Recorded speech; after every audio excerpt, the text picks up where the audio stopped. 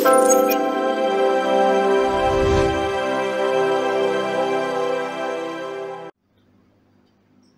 चैतन्य मनोभीष्टं स्थापितं येन भूतले स्वयं रूपकदा मह्यम ददाति स्वापदान्तिकम। हरे कृष्ण। শুধু ভক্তবৃন্দ, আপনাদের সকলকে ভক্তি শাস্ত্রের 112তম পাঠে এবং সর্বশেষ পাঠে আপনাদেরকে স্বাগত। আজকে ভক্তি শাস্ত্রের শেষ পাঠ এবং ভক্তি শাস্ত্রের ষষ্ঠ মডিউল ভক্তি রসমৃত সিন্ধুর আজকে শেষ পাঠ। আজকে আমরা ভক্তি রসমৃত সিন্ধুর পূর্ব বিভাগের চতুর্থ লহরী নিয়ে আলোচনা করব, যার মূল বিষয়বস্তু হচ্ছে প্রেম ভক্তি। শ্রীল প্রভুপাদ এটি তার নেকটার অফ ডিভোশন গ্রন্থে 49 অধ্যায়ে ব্যাখ্যা করেছে।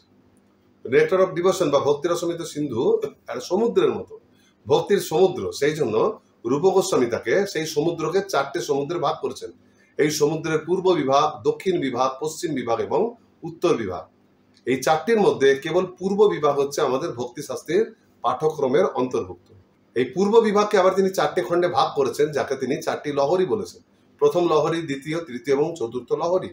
এবং এই 4টি লহরীতে তিনি ভগবত ভক্তির ভেদ বা ভগবত ভক্তির যে বিভিন্ন স্তর ভেদ সেগুলো তিনি আলোচনা করেছেন।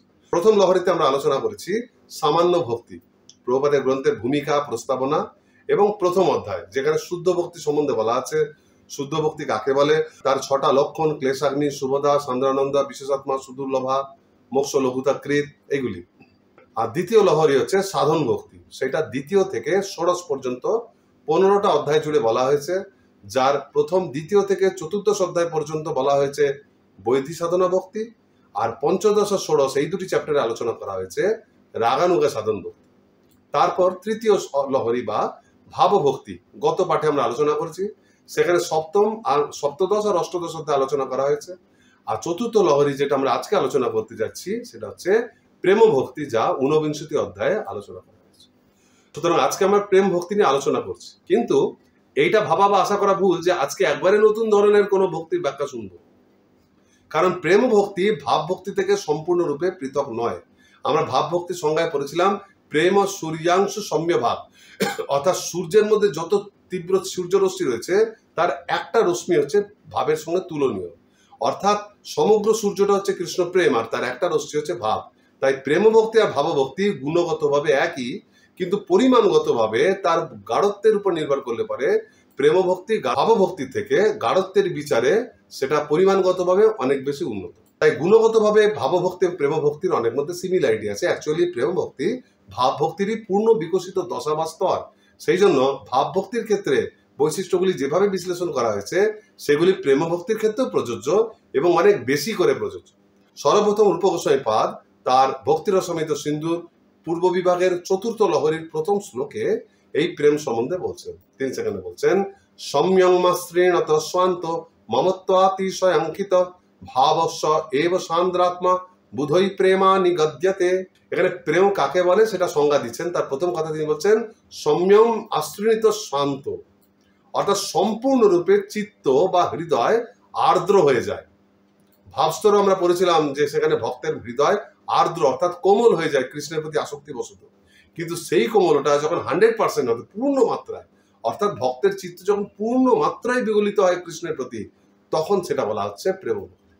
তারপর দ্বিতীয় বৈশিষ্ট্য কি, মমত্ব অতিশয় অঙ্কিত, অর্থাৎ প্রেমের পাত্র বা ভক্তির যে পাত্র মানে পরমেশ্বর এবং শ্রীকৃষ্ণ, তার প্রতি প্রবল বা গাঢ় মমতাবোধ জন্মায়। তারপর বলছে ভাব স এব সান্দ্রা আত্মা। সান্দ্রাত্মা মানে সান্দ্র আত্মা, মানে অতিশয় গাঢ়, যা চিত্তের মধ্যে প্রবল গাঢ় ভাবে থাকে। ভাব স এব সান্দ্রাত্মা, অর্থাৎ সেই প্রবল ভাবে গাঢ় ভাবকে বুধৈ প্রেমা নিগদ্যতে। বুধৈ মানে পণ্ডিতগণ, প্রেমা নিগত প্রেম বলে বর্ণনা করা। তো একসঙ্গে বলে আমরা কি বলবো, যে ভাব ভক্তি যখন এতই প্রবল বা গাঢ় হয়, যার ফলে হৃদয় সম্পূর্ণরূপে সর্বোচ্চ মাত্রায় সিক্ত বা কোমল হয়ে যায় এবং প্রেমের পাত্রের প্রতি প্রবল মাত্রায় গাঢ় মমত্ববোধ জন্মায়, সেই প্রগাঢ় ভক্তি ভাবকেই পণ্ডিতেরা প্রেম বলে বর্ণনা করে। শ্রীল প্রভুপাদ খুব সরল ভাবে বলছেন, প্রতিটি জীবই কোনো একটি বিশেষ রসে শ্রীকৃষ্ণের সঙ্গে সম্পর্কযুক্ত। যখন সেই বিশেষ রসে সম্বন্ধযুক্ত হয়ে শ্রীকৃষ্ণকে ভালোবাসার বাসনা অত্যন্ত তীব্র হয়, তখন তাকে শুদ্ধ প্রেম বলে। শ্রীল প্রভুপাদ এই প্রসঙ্গে নারদ পঞ্চরত্ন থেকে উদ্ধৃতি দিচ্ছেন। সেখানে বলা হচ্ছে যে কাম ও মমতা যখন সম্পূর্ণরূপে ভগবানের প্রতি প্রকাশিত হয়, তখন তাকে ভীষ্ম, প্রহ্লাদ, উদ্ধব, নারদ আদি মহাজনেরা তাকে শুদ্ধ প্রেম রূপে স্বীকার করেছেন। অর্থাৎ কাম এবং প্রেম যখন কৃষ্ণের প্রতি অ্যাপ্লাইড হচ্ছে, তখন সেটা হচ্ছে প্রেম, এবং সেটাকে বলছেন এই সমস্ত মহাজন। প্রকৃতপক্ষে আমাদের জড় বিষয়ের প্রতি বা জড় ব্যক্তিদের প্রতি যে আবেগ থাকে, যে মমতাবোধ কাজ করে, সেই সবই আমাদের চিন্ময় মমতা, যা কৃষ্ণের প্রতি থাকা উচিত, সেই চিন্ময় আবেগের একটা বিকৃত রূপ। কিন্তু বিকৃত বলে আমরা সেগুলিকে সম্পূর্ণ ত্যাগ করতে পারি না। আমাদের সেই মমতা ভাব আমরা সম্পূর্ণভাবে স্তব্ধ করে দিই, নিজেকে মমত্বহীন, আবেগ শূন্য করতে পারি না, এরকম নির্বিশেষবাদীরা করে। আমাদের কি করা উচিত? এই মনে আবেগ থাকাটা মনে একটা স্বাভাবিক ধর্ম, জোর করে করানো যায় না। তার পরিবর্তে আমাদের কি করা উচিত? সেই যে আবেগ, যে মমতা, যেটা বর্তমানে জড় বিষয়ের প্রতি আকৃষ্ট হচ্ছে, সেই ক্ষেত্রে অ্যাপ্লিকেবল হচ্ছে, সেই জড় বিষয় থেকে সেই মমতাকে তুলে তাকে তার প্রকৃত লক্ষ্যে স্থাপন করা, অর্থাৎ শ্রীকৃষ্ণের প্রতি কেন্দ্রীভূত করা। এইভাবে মমতাবোধকে, হৃদয়ের আবেগকে সম্পূর্ণরূপে শেষ না করে দিয়ে তাকে নিকৃষ্ট লক্ষ্য থেকে তার প্রকৃত লক্ষ্যে তাকে প্রতিস্থাপন করাকে বলা হচ্ছে প্রেমভক্তি। রূপ গোস্বামীপাদ এই প্রসঙ্গে চতুর্থ লহরীর 3য় শ্লোকে নারদ পঞ্চরাত্র থেকে একটা শ্লোকের উদ্ধৃতি দিচ্ছেন। ভক্তি প্রেমোচ্চতে ভীষ্ম মুখের ইয়াত্র তু সঙ্গতা মমতান্য মমত্বেন বর্জিতে তত্র যোজনা। শ্রীল প্রভুপাদের অর্থ বলছেন যে ভীষ্মদেব বলছেন যে অন্য সবকিছুর প্রতি মমতা রহিত হয়ে, অর্থাৎ সবকিছুর সঙ্গে সম্পর্ক বিচ্ছেদ করে কেবলমাত্র একমাত্র পরম পুরুষোত্তম পরমেশ্বর ভগবানের প্রতি সর্বতভাবে প্রীতিপরায়ণ হওয়াকেই বলা হয় প্রেম। এখন এই কথাটা নর্মাল ঠিক লাগলেও জড় দৃষ্টিতে দেখলে এটা খুব স্বার্থপর শোনাবে। মানে কোনো ব্যক্তি যদি বলে যে তুমি আমাকে ভালোবাসো কিনা, সেটা আমি একটা জিনিস দিয়ে বুঝবো যে তোমার আর কারোর প্রতি কোনো প্রেম থাকবে না, এমনকি অন্য কোনো ব্যক্তির মধ্যে কোনো সম্পর্ক থাকবে। একজন জড়স্তরের প্রেমিক প্রেমিকা, যদিও সেটা কামেরই আরেকটা নাম, তারাও যদি পরস্পরকে বলে, তারা এইটা বললে তা মানা যায় যে তুমি যদি একমাত্র আমাকে ভালোবাসো আর অন্য কোনো পুরুষ বা স্ত্রীর প্রতি আসক্ত হবে। কিন্তু তাকে যদি বলে তুমি আমার সঙ্গে আমাকে যদি ভালোবাসতে চাও, তাহলে তোমার কারোর সঙ্গে সখ্য ভাব থাকবে না, কারোর সঙ্গে বন্ধুত্ব থাকা চলবে না, কারোর প্রতি বাৎসল্য ভাব থাকা চলবে না, দাস্য ভাব কোনোভাবেই না, খালি যা কিছু মানে ধ্যান জ্ঞান সবকারই আমাকে ঘিরে, তাহলে বলা হবে যে এই প্রেমটা তো মানে গোলামি মতো হয়ে গেল, এতে তার চাকর বানিয়ে রাখছে, অত্যন্ত স্বার্থপর, এটা অদ্ভুত ডিমান্ড। এইরকম ব্যক্তির সঙ্গে থাকা যায়, কিন্তু এটা জড়স্তরে খাটলেও চিন্ময় স্তরের ব্যাপারটা তা নয়। চিন্ময় জগতে যেমন একজন ব্যক্তি দাস্য, সখ্য, বাৎসল্য, মাধুর্য সব ভাবগুলো একটা ভাব তার আগেরটাকে নিয়ে রাখে, মানে যে মাধুর্য রসে কৃষ্ণের সঙ্গে যুক্ত তাকে আর পৃথক করে সখ্যভাব অনুসরণ করতে হয় না, যে সখ্যভাবের মধ্যে রয়েছে তাকে দাস্যভাব করতে হয় না, তার মধ্যেই রয়েছে। বা একজন ভক্ত একটা ভাব নিয়ে ভগবানের সঙ্গে যুক্ত থাকে, কেউ বাৎসল্য যুক্ত। জড় জগতে সেগুলো মানুষ বিকৃত ভাবে বিভিন্ন ব্যক্তির সঙ্গে আস্বাদন করে, ফলে একই সঙ্গে সে মাধুর্য রস আস্বাদন করতে চায়, কারোর সঙ্গে বাৎসল্য রস আস্বাদন করে, কারোর সঙ্গে দাস্য, এরকম নানাভাবে করতে চায়। চিন্ময় দৃষ্টিতে সকলেই শ্রীকৃষ্ণের অংশ, তাই কৃষ্ণ সকলকেই ভালোবাসে। তাই কোনো শুদ্ধ ভক্ত যদি কৃষ্ণের প্রতি প্রেম অর্পণ করেন, তাহলে কৃষ্ণের সঙ্গে সম্পর্কের ভিত্তিতে সেই প্রেম প্রত্যেকটা জীবভূতের প্রতি প্রকাশিত হয়। কিন্তু সেই প্রেমের লক্ষ্যবস্তু একজনই থাকে, সেটা হচ্ছে কৃষ্ণ, কৃষ্ণের সন্তুষ্টি। সে সমস্ত প্রাণীকুলের সন্তুষ্টি আলাদা করে করতে চান না, কৃষ্ণের সন্তুষ্টি বিধানের মাধ্যমে তাদের সবার সন্তুষ্টি হয়, একে বলা হয় অব্যভিচারিণী ভক্তি। যেমন উদাহরণস্বরূপ ভীষ্মদেব, তিনি কৃষ্ণের পরম ভক্ত এবং একজন মহাজন। তিনি পাণ্ডবদের প্রতি স্নেহ পরায়ণ ছিলেন সবাই জানে, কিন্তু এটা অর্ধসত্য। একই সঙ্গে তিনি দুর্যোধন আদি কৌরবদের প্রতিও স্নেহশীল ছিলেন, ধৃতরাষ্ট্রের প্রতিও স্নেহশীল ছিলেন, এবং নানাভাবে তিনি তাদেরকে বুঝিয়েছেন, কখনো শাসন করার চেষ্টা করেছেন, তাদের সবাইকে তাদের ভুল সংশোধন করে সঠিক পথে আনার সর্বদা চেষ্টা করেছেন। কিন্তু তারা তার কথা শুনেনি বলে তিনি বিফল হয়েছেন। তাই একজন ভক্ত সে কৃষ্ণের প্রতি প্রেম ভক্তি রাখছে বলে সে অন্য সকলের প্রতি আবেগহীন, কারোর সঙ্গে কোনো মমতা ভাব নেই, যারা ভক্ত নয় অভক্ত এরা মরুক যা খুশি হোক, এরকম তিনি নন। তিনি প্রত্যেকটা জীবের পরম মঙ্গল কামনা করেন, কারণ তিনি জানেন প্রত্যেক জীব শ্রীকৃষ্ণের অংশ। তার হৃদয়ে কেবলমাত্র পরম পুরুষোত্তম কৃষ্ণের প্রতি প্রেম থাকে, তিনি কৃষ্ণের সন্তুষ্টি বিধান করতে চান, এবং কৃষ্ণের সম্পর্কেই তিনি তার সমস্ত জীবদেরকে, যারা তারই অংশ, তাদেরকে পরম মঙ্গলময় কৃষ্ণ প্রসাদ প্রদান করেন, তাদের মধ্যে প্রচার করে তাদেরকেও কৃষ্ণের কাছে পাঠিয়ে করিয়ে তাদের উদ্ধারের চেষ্টা করেন। তাই ভক্ত শ্রীকৃষ্ণের প্রতি যখন প্রেম করেন, তখন সেই প্রেমের প্রভাব, সেই সুফল সমস্ত জীবকুল লাভ করে, কারণ তারাও কৃষ্ণের সঙ্গে যুক্ত। সেই জন্য কেউ যখন প্রেম ভক্তিতে কৃষ্ণের সঙ্গে যুক্ত হয়, অন্য কারোর প্রতি তার সের কোনো বিশেষ আবেগ থাকে না। এখন প্রেমের এই সংঘাতের রূপ গোস্বামীপাদ কি বলছেন? সম্যক মাশ্রিণীত শান্ত, অর্থাৎ হৃদয় পূর্ণরূপে আসক্ত বা দ্রবীভূত হয়ে গেছে কৃষ্ণের প্রতি। আর দ্বিতীয় বৈশিষ্ট্য কি বলা হলো? মমত্ব অতিশয়াঙ্কিত, মানে কৃষ্ণের প্রতি সর্বোচ্চ মমত্ববোধ বা তীব্র মমতাবোধ। এবং প্রসঙ্গত উল্লেখযোগ্য, ভক্তিতে এই যে প্রেমের সম্পর্ক, কৃষ্ণের সঙ্গে ভক্তের যে প্রেমের সম্পর্ক, এর ভিত্তিতে দুই ধরনের ভাব থাকে। একটা হচ্ছে তদীয়ত্ব, আর একটা হচ্ছে মমত্ব। তদীয়ত্ব মানে হচ্ছে আমি তোমার, আর মমত্ব মানে হচ্ছে তুমি আমার। সাধারণ মানুষ, সাধারণত যারা বদ্ধ জীব, তারা সবাই মনে করে আমি নিজের মর্জির মালিক, আমি স্বাধীন দেশে স্বাধীন নাগরিক, আমি আমার যতটুকু সম্পত্তি তার মালিক, এটা আমার ঘর, আমার সম্পত্তি, আমি যা ইচ্ছা করবো, যা ইচ্ছা খাবো, এটা আমার লাইফ, আমি আমার স্টাইলে বাঁচবো, আমি কারো কথা শুনবো না। এইভাবে তারা এই জড় মিথ্যা অহংকার আর জড় বন্ধনকে বৃদ্ধি করে। তাদের এই যে ধারণা যে আমি নিজে স্বাধীন ব্যক্তি, এটা তাকে জড় বন্ধনে আবদ্ধ করে। এইরকম মানুষের সঙ্গে পার্থক্য দেখি, একজন যখন প্রকৃত ভক্ত হয়ে ওঠে, কেউ যখন সাধন ভক্তি অনুশীলন করে ভক্ত হতে চলে, তখন সে উপলব্ধি করে যে না, আমি কৃষ্ণের দাস, আমি তো একটা অনু অংশ মাত্র, আর আমার কাজ হচ্ছে তার সেবা করা। সেই জন্য আমার নিজস্ব কোনো পৃথক সন্তুষ্টি বলে হতে পারে না, তার সন্তুষ্টিতে আমার সন্তুষ্টি। তখন তার মনে এই ভাবটা থাকে যে আমি কৃষ্ণের। এই ভাবটা জাগতিক প্রেমের ক্ষেত্রে কিন্তু দেখা যায়। অনেক সময় দেখা যায় না, কোনো একজন ব্যক্তি কারো প্রেমে পড়ে, তার হতে চায় যে আমি তোমার হতে চাই, আমি আমার সব কিছু তোমাকে অর্পণ করলাম, আমি খালি তুমি আমাকে অ্যাকসেপ্ট করো। বলেন না কথাটা যে people fall in love not stand, মানে মানুষ বলে না, মানুষ প্রেমে পড়ে যায়। কখনো কাউকে বলতে শুনেছে যে এই মানুষটা প্রেমে সুন্দরভাবে উঠে দাঁড়িয়েছে? প্রেমে কেউ দাঁড়ায় না, প্রেমে লোকে পড়ে, লোকে আরেকজনের কাছে নিজেকে সারেন্ডার করে। সে চায় যেন সেই ব্যক্তি তার স্বাধীনতাকে ইউজ করুক, তাকে ইউটিলাইজ করুক। সেরকম ভক্তরাও প্রকৃত প্রেম আস্বাদন করে, তারা শ্রীকৃষ্ণের চরণে নিজেকে অর্পণ করে দেয়, এবং সেটাই হচ্ছে মানে জীবনের সার্থকতা। শ্রী ভক্তিবিনোদ ঠাকুর বলেছেন না যে মানস দেহ গেহ যো কিছু মোর অর্পিলু তুয়া পদে নন্দকিশোর। হে নন্দকিশোর, হে প্রিয়তম কৃষ্ণ, আমি আমার মন, বুদ্ধি, দেহ, গৃহ, আমার মানে যা কিছু দেহগত সম্পর্কিত যা কিছু রয়েছে, আমি সব কিছু তোমার চরণে অর্পণ করে দেব, মানে আমি তোমার। এটা হচ্ছে অনেক উচ্চস্তরীয় আবেগ, শুদ্ধ ভক্তের মধ্যে দেখা যায়। একে বলা হয় তদীয়ত্ব, আমি কৃষ্ণের ব্যাস। তখন একটা জিনিস কাজ করে, কৃষ্ণ পরমেশ্বর ভগবান, আমি নিজেকে কৃষ্ণকে সঁপছি বলে কৃষ্ণও কি নিজেকে আমাকে সঁপবে নাকি? তিনি আমাকে অনেক উপরে, তার কাছে আমি এটা আশা করি না, আমি খালি নিজেকে তার চরণে অর্পণ করতে। এটা তদীয়ত্ব ভাব। কিন্তু এর চাইতেও আরো উন্নত হচ্ছে মমত্ব ভাব কৃষ্ণের প্রতি, যে কৃষ্ণ আমার।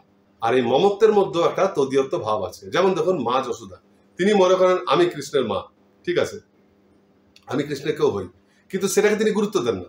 মেন হচ্ছে কৃষ্ণ আমার পুত্র, আমি কৃষ্ণের মা বলে কৃষ্ণ আমার প্রতি কি কর্তব্য পালন করেছে সেসব নিয়ে মা যশোদা ভাবে না। মা যশোদা ভাবে কৃষ্ণ আমার ছেলে, সুতরাং আমার তার প্রতি কর্তব্য আছে, আমাকে তাকে ভালো করে মানুষ করতে হবে। তিনি গোপেন্দ্র, মানে গোপদের যে রাজা, তার ছেলে, তাহলে এই মানে তাকে মানে গোপেদের মধ্যেও রাজপুত্র হয়ে উঠতে হবে, সব আচরণ তার যেন ভালো হয়, সে যেন তার যেন শরীর ঠিক থাকে, কেউ যেন তাকে জ্বালাতন না করে, অসুরেরা আক্রমণ যাতে না করে। এমনকি যে মাখন চুরি করলেও মা শাসন করে, যে সবার ঘরে মাখন চুরি করছে, মানে স্বভাবটা খারাপ হয়ে যাচ্ছে, লোকের সম্বন্ধে খারাপ ভাবছে, লোকে একে কোনোদিন গুরুত্ব দেবে না, আমার ছেলের সম্মানের কি হবে, এইসব ভেবেও কিন্তু তিনি কৃষ্ণ, মানে তার সবসময় একটা চিন্তা থাকে যে আমার ছেলে যেন সবসময় ভালো হয়, আমি না ভাবলে কে ভাববে? কৃষ্ণ তো খালি আমার, কৃষ্ণ তো অন্য কারোর ছেলে নয়। এই ভেবে কৃষ্ণ সমস্ত দায়িত্ব তিনি নিজের মাথায় নিয়ে নেন, এবং সবসময় ভাবেন যে আমাকে কৃষ্ণের জন্য আর কি করতে হবে, কারণ কৃষ্ণ আমার সম্পত্তি, আমাকেই তার রক্ষণাবেক্ষণ করতে হবে। এটা হচ্ছে কৃষ্ণ প্রতি তার তীব্র মমতাবোধ। এর পূর্বে আপনারা ভগবত গীতার প্রথম মডিউল করেছিলেন, সেখানে সাংখ্যযোগে 71 শ্লোকে কৃষ্ণ বলছিল নির্মম নিরহংকার স্বসাত্বিম অধিগচ্ছতি, যে মানুষ যখন মমতাহীন হয়ে যায় এবং অহংকার শূন্য হয়ে যায়, তখন সে প্রকৃত শান্তি লাভ করে। তাহলে এখানে বলা হচ্ছে মমতাহীন। মমতা কথাটা মানে হচ্ছে মম থেকেছে মম মানে আমার, মমতা মানে যে এই জিনিসটা আমার, এই বোধটাকে বলা হচ্ছে মমতা। তাহলে এখানে বলা হচ্ছে মমতাহীন হতে, আবার এখানে প্রেমের ক্ষেত্রে বলছে অতিশয়, কিন্তু এইখানে প্রেম ভক্তি হতে বলছে মমত্ব অতিশয় অঙ্কিত। দুটো একটার এগেনস্টে যাচ্ছে না, অ্যাকচুয়ালি দুটো দুই স্তরের। কৃষ্ণ অর্জুনকে যে মমতার কথা বলছে সেটা জড় মমতা, কৃষ্ণ হচ্ছে মায়া যত, এই জড় জাগতিক বিষয়। অর্জুন যেমন দেহগত সম্পর্কে আত্মীয়দের প্রতি একটা মমতা বোধ, যে আমার পিতামহ, আমার শিক্ষক। এই ধরনের জড় সম্পর্কগুলো মানুষের বন্ধনের কারণ, সেগুলোকে ত্যাগ করতে বলছেন। সেইগুলো ত্যাগ করলে তবে সে জড় বন্ধন থেকে মুক্ত হয়ে প্রকৃত শান্তি লাভ করে। কিন্তু সেই সব মানে মানুষের যত জড় বিষয় বা বস্তুর প্রতি আসক্তি থাকে, সেই আসক্তিগুলো তাকে কষ্ট দেয়, তাকে জড় বন্ধনে আবদ্ধ করে ক্লেশ দেয়। তাহলে আমাদের এগুলো থেকে মুক্ত হতে হবে। কিন্তু এই জড় আবেগ থেকে মুক্ত হওয়া মানেই নয় যে আবেগটাকে শেষ করে দেবো, যে আমার বলে কেউই নেই, আমি আমার ভাবটাই ছেড়ে দিয়েছি, আমার কোনো আবেগই নেই, এটা না। আমরা একটু আগে আলোচনা করলাম, এগুলোকে স্তব্ধ করে না, এই দেহগত বিষয় যে আবেগ রয়েছে, যে মমতাবোধ, সেটাকে তুলে সেটা চিন্ময়ের দিকে সেটাকে প্রেরণ করা, কৃষ্ণে অর্পণ করা।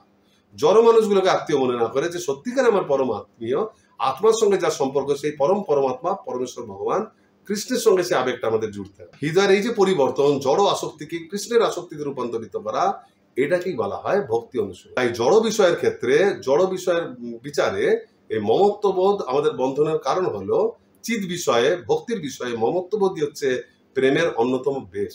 শ্রীমতী রাধারানীর শ্রীকৃষ্ণের প্রতি মমত্ব এতই গাঢ় যে তিনি কৃষ্ণকে একমাত্র নিজের সম্পত্তি বলে মনে করেন। কৃষ্ণ যদি কখনো চন্দ্রাবলী বা বিরজার কুঞ্জে চলে যায়, তাহলে রাধারানীর মান হয়ে যায়। তিনি কৃষ্ণকে রাগ করে বলেন, আর কোনোদিন আমার কাছে আসবে না, তুমি আমার সব কথা বলবে না, আমি তোমাকে সহ্য করতে পারছি না। কেন? তার মনে হয় যে কৃষ্ণ আমার, সুতরাং কৃষ্ণকে আনন্দ একমাত্র আমি দিতে পারি, তাহলে আমি তাকে আনন্দ দান হতে বঞ্চিত। তিনি এটা ভাবেন না যে কৃষ্ণ 24 ঘন্টা আমার মানে আমার সঙ্গে থাকবেন, আমাকে এন্টারটেইন করবেন, আমাকে খুশি করবেন। না, তিনি বক্তব্য যে আমি কৃষ্ণ কেন সেবা করতে পারছি, কারণ কৃষ্ণ আমার, এইটা হচ্ছে তার ভাব। যদিও প্রসঙ্গত উল্লেখযোগ্য এই চন্দ্রাবলী রাধারানীরই শক্তির বিস্তার, এবং কখনো কখনো তিনি প্রতিকূলভাবে কাজ করে কৃষ্ণের প্রতি তার যে মানে আবেগ, সেটাকে বর্ধন করেন, এই জন্যই তার আবির্ভাব। কিন্তু রাধারানীর ভাবটা এটা। তাই ভক্ত যখন দেখে যে ভগবান কি মহান, তিনি সর্বশক্তিমান, সর্বজীবের পালক, অনন্ত কোটি ব্রহ্মাণ্ড তার লোমকূপের মধ্যে রয়েছে, আর আমি তার একটা অনু অংশ, তখন আপনি থেকেই ভগবানের মহানত্ব যত দেখে তার নিজের ক্ষুদ্রতা পরিলক্ষিত হয়। তখন তিনি নিজেকে ভগবানের চরণে সারেন্ডার করেন যে আমি সব সর্বধর্মান পরিত্যাজ্য মামেকম শরণম, আমি কৃষ্ণ, আমি আজ থেকে তোমার, তুমি যেমন বলবে আমি চলবো। তাহলে আমি এটা দেখতে যাবো না তুমি কেমন চলছো, সেটা তোমার ব্যাপার, আমি তোমার, এটা তার ভাব আছে। কিন্তু প্রেমিক ভক্তের অবস্থান এর উপরে, সে এইটা ভাবে না যে ভগবান কত মহান, সেই ভাবেন না ঠিক আছে ভগবান যতই মহান যাই হোক না কেন, এই ভগবান হচ্ছে আমার, তিনি আমার কেউ হন, তিনি আমার প্রেমিক, আমার পতি, আমার পুত্র হন, আমার সখা হন, তিনি আমার প্রভু, যাই হোক তিনি কিন্তু আমার সবকিছু। সুতরাং আমার দায়িত্ব আমি আমার মতো করে তাকে সেবা করব। অর্থাৎ এই ক্ষেত্রে হতে পারে ভগবত্তার কথা সেই ভক্ত জানতেও পারে যে কৃষ্ণ ভগবান, আবার কৃষ্ণকে সে ভগবান রূপে নাও জানতে পারে। যে জেনেও যায় কৃষ্ণ ভগবান, তাহলেও সেটা তার কাছে গৌণ হয়ে যায়, সেই ভাবটা তার কাছে মুখ্য থাকে না। তার মুখ্য থাকে যে কৃষ্ণ সেবা করার দায়িত্বটা আমার, কৃষ্ণ আমার, সুতরাং এই সেবাটা আমি করবো। অর্থাৎ তদীয়ত্ব ভাবে একজন ব্যক্তি কৃষ্ণের চরণে প্রপত্তি গ্রহণ করেন, শরণ গ্রহণ করেন, কিন্তু মমত্ব ভাব কৃষ্ণকে ভক্তের হৃদয়ের অনেক কাছে এনে দেয়। সে তখন কৃষ্ণকে আমার প্রেমাস্পদ, আমার প্রেম নিবেদনের একটা স্থান, আমার নিজস্ব একজন ব্যক্তি, আমার মনের কাছের কেউ, এইরকম একজন ব্যক্তিতে রূপান্তরিত। সেই ভাবটাই যখন তীব্র আকার ধারণ করেন, সর্বোচ্চ মাত্রা মমতা অতিশয় অঙ্কিত, তখন সেটাকে বলা হয় প্রেমভক্তি। কৃষ্ণ যখন বৃন্দাবন ত্যাগ করে মথুরা চলে গেলেন, বহুকাল পর গোপীগণ যখন কুরুক্ষেত্রে ওই সূর্যগ্রহণের সময় কৃষ্ণকে দর্শন করতে গেলেন, এবং কৃষ্ণকে দর্শন করে তাদের মনে হলো যে কৃষ্ণ তো আমাদের প্রেমিক, আমাদের কাজ হচ্ছে এর সেবা করা, আমরা কারণ সেবা করতে পারছি না, একে ধরে নিয়ে চলো, কৃষ্ণকে আবার ব্রজে নিয়ে চলো, আমরা ওখানে গিয়ে কৃষ্ণকে মন ভরে সেবা করবো। এই সেবাতেই তাদের আনন্দ, তাদের এটা সত্যিকার তারা করতে পারেনি, এই ভাবটা জেগেছিল, এবং এই ভাবটাই চৈতন্য মহাপ্রভু রথযাত্রায় প্রকাশ করে। এটাই হচ্ছে রথযাত্রার মূল ভাব, যে কৃষ্ণকে বৃন্দাবনে ফিরিয়ে নিয়ে চল। এখন তদীয়ত্ব ভাব বেশি থাকলে বলবে আমরা কৃষ্ণের দাস, আমরা তার সেবা করার সুযোগ পেয়েছি, কৃষ্ণ ভগবান তিনি কুরুক্ষেত্রে যেতে পারেন, দ্বারকায় যেখানে খুশি, আমার বলার কি। কিন্তু তাদের মধ্যে সেই ভাবটা ছাপিয়ে গেছে, মমত্ব। তারা বলছে ভগবান টগবান যা হবে, কৃষ্ণ হচ্ছে আমাদের, সুতরাং কৃষ্ণকে নিয়ে চলো, আমি সেবা করবো। এটা হচ্ছে প্রেমের মূল ভিত্তি, গাঢ় সম্বন্ধ। কিন্তু তার অর্থ এই নয় যে কৃষ্ণ আমার, মানে আমার কথায় কৃষ্ণ উঠবে বসবে, কৃষ্ণের কোনো স্বাধীনতা নেই, আমাকে পারমিশন নিয়ে সব জায়গায় যেতে হবে, এইটা না।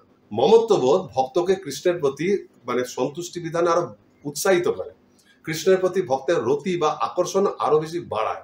যেমন ভক্তিবিনোদ ঠাকুর একটা কীর্তনে বলছেন, আমি তো তোমার, তুমি তো আমার, কি কাজ অপর ধনে। এখানে একটা মমত্ববোধ আমরা দেখতে পাচ্ছি, তুমি তো আমার, তিনি কৃষ্ণকে বলছেন তুমি আমার, প্রবল মমতাবোধ কাজ করছে। কিন্তু সেই সঙ্গে তার মধ্যে কিন্তু তিনি এটাও স্বীকার করছেন আমি তো তোমার, তা আমিও তো তেমনি তোমার। অর্থাৎ তিনি জানেন যে তিনি কৃষ্ণের, কিন্তু কৃষ্ণ তার। অর্থাৎ এই মমত্ববোধের মধ্যে তদীয়ত্ব ভাবটাও রয়েছে। আর এর ফল কি? এই মমত্ববোধ স্বীকারের ফল কি? কি কাজ অপরধনে, যে আমি যখন তোমার, আর সর্বোপরি তুমি যখন আমার আর অন্য কোনো ধনের প্রতি কিসের আসক্তি? আমি তো তোমাকে পেয়েছি, তুমি পরম ধন, তোমার সেবা যখন করতে পারছি, তোমার ওই প্রেমময়ী সেবার থেকে আর আনন্দদায়ক কিছু হতে পারে? সুতরাং যখন আমি তোমাকে পেয়ে গেছি, আমার আর কোনো কিছুর প্রতি আসক্তি নেই। তাই মমত্ববোধ একজন ভক্তকে পরম সন্তুষ্টি প্রদান করে, যেটা অন্য কোনো কিছুতে পাওয়া যায় না। তাই প্রেম ভক্তির মূল বেশ হচ্ছে এই মমত্ববোধ, মমত্ব অতিশয় অঙ্কিত। এবার রূপ গোস্বামী পাদ ব্যাখ্যা করছেন এই প্রেম ভক্তি কিভাবে একজন ভক্তের মধ্যে জাগ্রত হয়। তিনি ভক্তিরসামৃত সিন্ধুর চতুর্থ লহরীর চতুর্থ শ্লোকে বলছেন, ভাবত্বতি প্রসাদত্ব শ্রীহরের ইতি সদৃঢ়। মানে এই প্রেম ভক্তি দুই প্রকার হয়, একটা হচ্ছে ভাবত্বতি, আর একটা হচ্ছে শ্রীহরের প্রসাদত্ব। ভাবত্বতি মানে চিন্ময় ভাবযুক্ত হওয়ার ফলে বা ভাব ভক্তির থেকে সেই ভাবভক্তি পরিপক্ক হয়ে যে প্রেমে পরিণত হয়, সেটা হচ্ছে ভাবত্বতি। আর শ্রীহরি প্রসাদত্ব মানে হচ্ছে ভগবানের প্রসাদে, স্বয়ং ভগবানের অহেতুকী কৃপা বা তার সঙ্গের প্রভাবে যখন একজন ব্যক্তি প্রেম ভক্তি লাভ করে ফেলে, তখন সেটা হচ্ছে হরি প্রসাদত্ব। একটা হচ্ছে ভাবত্বতি, আরেকটা হচ্ছে হরি প্রসাদত্ব। এই দুটো আমরা একটা আলোচনা করবো। এবং প্রসাদত্ব প্রেম হঠাৎ করে লাভ হতে পারে, তার জন্য কোনো পূর্ব যোগ্যতা দরকার নেই। কেউ কোনো সাধন ভক্তি অনুশীলন না করেও কৃষ্ণের কৃপাতে হঠাৎ করে কৃষ্ণের কৃপায় প্রেম পেতে পারে। যেমন জগাই মাদাইকে দিই, তারা সবসময় অনাচার করতো, সব রকমের পাপ কর্ম করতো, কিন্তু চৈতন্য মহাপ্রভু নিত্যানন্দ প্রভুর কৃপায় তারা হঠাৎ করে প্রেম ভক্তি লাভ করে গেল। এটা হচ্ছে হরিপ্রসাদত্ব। আর ভাবত্ব হচ্ছে যেটা ভাব থেকে আসে যে প্রেম, আমরা এটা দুই প্রকারের হয়। কারণ আমরা পূর্বে আলোচনা করেছি ভাব ভক্তি দুই ভাবে পাওয়া যায়, একটা হচ্ছে অনুশীলন বা সাধনের দ্বারা, একটা হচ্ছে ভগবানের কৃপায়। তো ভগবানের কৃপায় যে ভাব যেমন পাওয়া যায়, ভগবানের কৃপায় প্রেম পাওয়া যায়, এটা একটা আলাদাই দিক। আর নিজ প্রচেষ্টার দ্বারা অনুশীলনের দ্বারা যে ভাব হয় সেটা দুই ভাবে। যে সাধন ভক্তির যে বৈদিক ভক্তি অনুশীলনের মাধ্যমে ভাব ভক্তিতে উন্নীত হচ্ছে, এটা একটা ভাব। আরেকজন সাধন ভক্তির করে বৈদির পর রাগানুগার ভক্তির মাধ্যমে সে ভাব ভক্তি উন্নীত হচ্ছে। অর্থাৎ বৈদিক ভাব আর রাগানুগা ভাব, অর্থাৎ বৈদি আর রাগানুগায় দুই রকম সাধনের মাধ্যমে দুই ভাবে ভাব ভক্তি উদ্গত হয়। এই দুই প্রকার ভাব ভক্তি যখন প্রেম ভক্তিতে রূপান্তরিত হয়, সেই জন্য প্রেম ভক্তির দুই প্রকার হয়। অর্থাৎ সাধন ভক্তির বৈদিক ভক্তি অনুশীলনের দ্বারা কেউ যখন ভাবস্তর প্রাপ্ত হন এবং সেই ভাব যখন প্রেমে রূপান্তরিত হয়, তখন তাকে বলা হয় বৈদিক ভাবত্ব প্রেম। আর যখন কেউ সাধন ভক্তি রাগানুগা ভক্তি অনুশীলনে করে তার মাধ্যমে ভাব স্তরে প্রবেশ করেন এবং সেই ভাব যখন প্রেমে রূপান্তরিত হয়, তখন সেটা হচ্ছে রাগানুগা ভাবত্ব। তাহলে ভাবত্ব প্রেম দুই প্রকার, বৈধি ভাবত্ব আর রাগানুগা ভাব। এই বৈধি ভাবের মাধ্যমে যে প্রেম কি করে হয় তার দৃষ্টান্ত রূপে শ্রীরূপ গোস্বামী পাদ এই চতুর্থ লহরীর 6ষ্ঠ শ্লোকে তিনি শ্রীমদ্ ভাগবতমের 1শ স্কন্ধের 2য় অধ্যায়ের 40 নম্বর শ্লোকে একটা উদ্ধৃতি দিচ্ছেন। সেখানে তিনি বলছেন, এবং ব্রত স্বপ্রিয় নাম কীর্তা জাতানুরাগ দ্রুত চিত্ত উচ্চৈ হসত্যথরোদিতি রৌতি গায়তি উন্মাদবৎ নৃত্যতি লোকবাহ্য। অর্থ হচ্ছে বলছে স্বপ্রিয় নাম ও কীর্তা, মানে নিজের সবচেয়ে প্রিয় ব্যক্তির যে নাম, ভক্তের ক্ষেত্রে তিনি হচ্ছেন পরমেশ্বর ভগবান, হচ্ছে শ্রীকৃষ্ণের দিব্য নাম কীর্তন করতে করতে। আর ভগবানের দিব্য নাম কীর্তন করা হচ্ছে সাধন ভক্তি। অর্থাৎ এইভাবে সাধন ভক্তি করতে করতে কি হচ্ছে, জাতানুরাগ দ্রুত চিত্ত, অর্থাৎ অতি দ্রুত সে পূর্ণ মাত্রায় কৃষ্ণ ভাবনাময় হয়ে ওঠে। তার হৃদয় পূর্ণরূপে কৃষ্ণ ভাবনায় মানে দ্রবীভূত হয়ে যায়। এরকম সময় তিনি কি করেন, উচ্চ ঈশ্বরে খুব জোরে জোরে তীব্রভাবে কি করতে শুরু করেন, হসত্যত, তিনি হাসতে শুরু করে, রোদিতি রৌতি গায়তি নৃত্যন্তি, জোরে জোরে হাসতে শুরু করে, পাগলের মতো ক্রন্দন করতে শুরু করে, প্রলাপ বকতে শুরু করে, জোরে জোরে কীর্তন গান করতে শুরু করে, নৃত্য করতে শুরু করে। এবং এইগুলোর আচরণটা কিরকম হয়, উন্মাদবৎ, অর্থাৎ পাগলের মতো। কৃষ্ণ প্রেমে পূর্ণ মাত্রায় ব্যক্তি বা ভক্ত উন্মত্ত লাভ করে বা পাগল হয়ে যায়।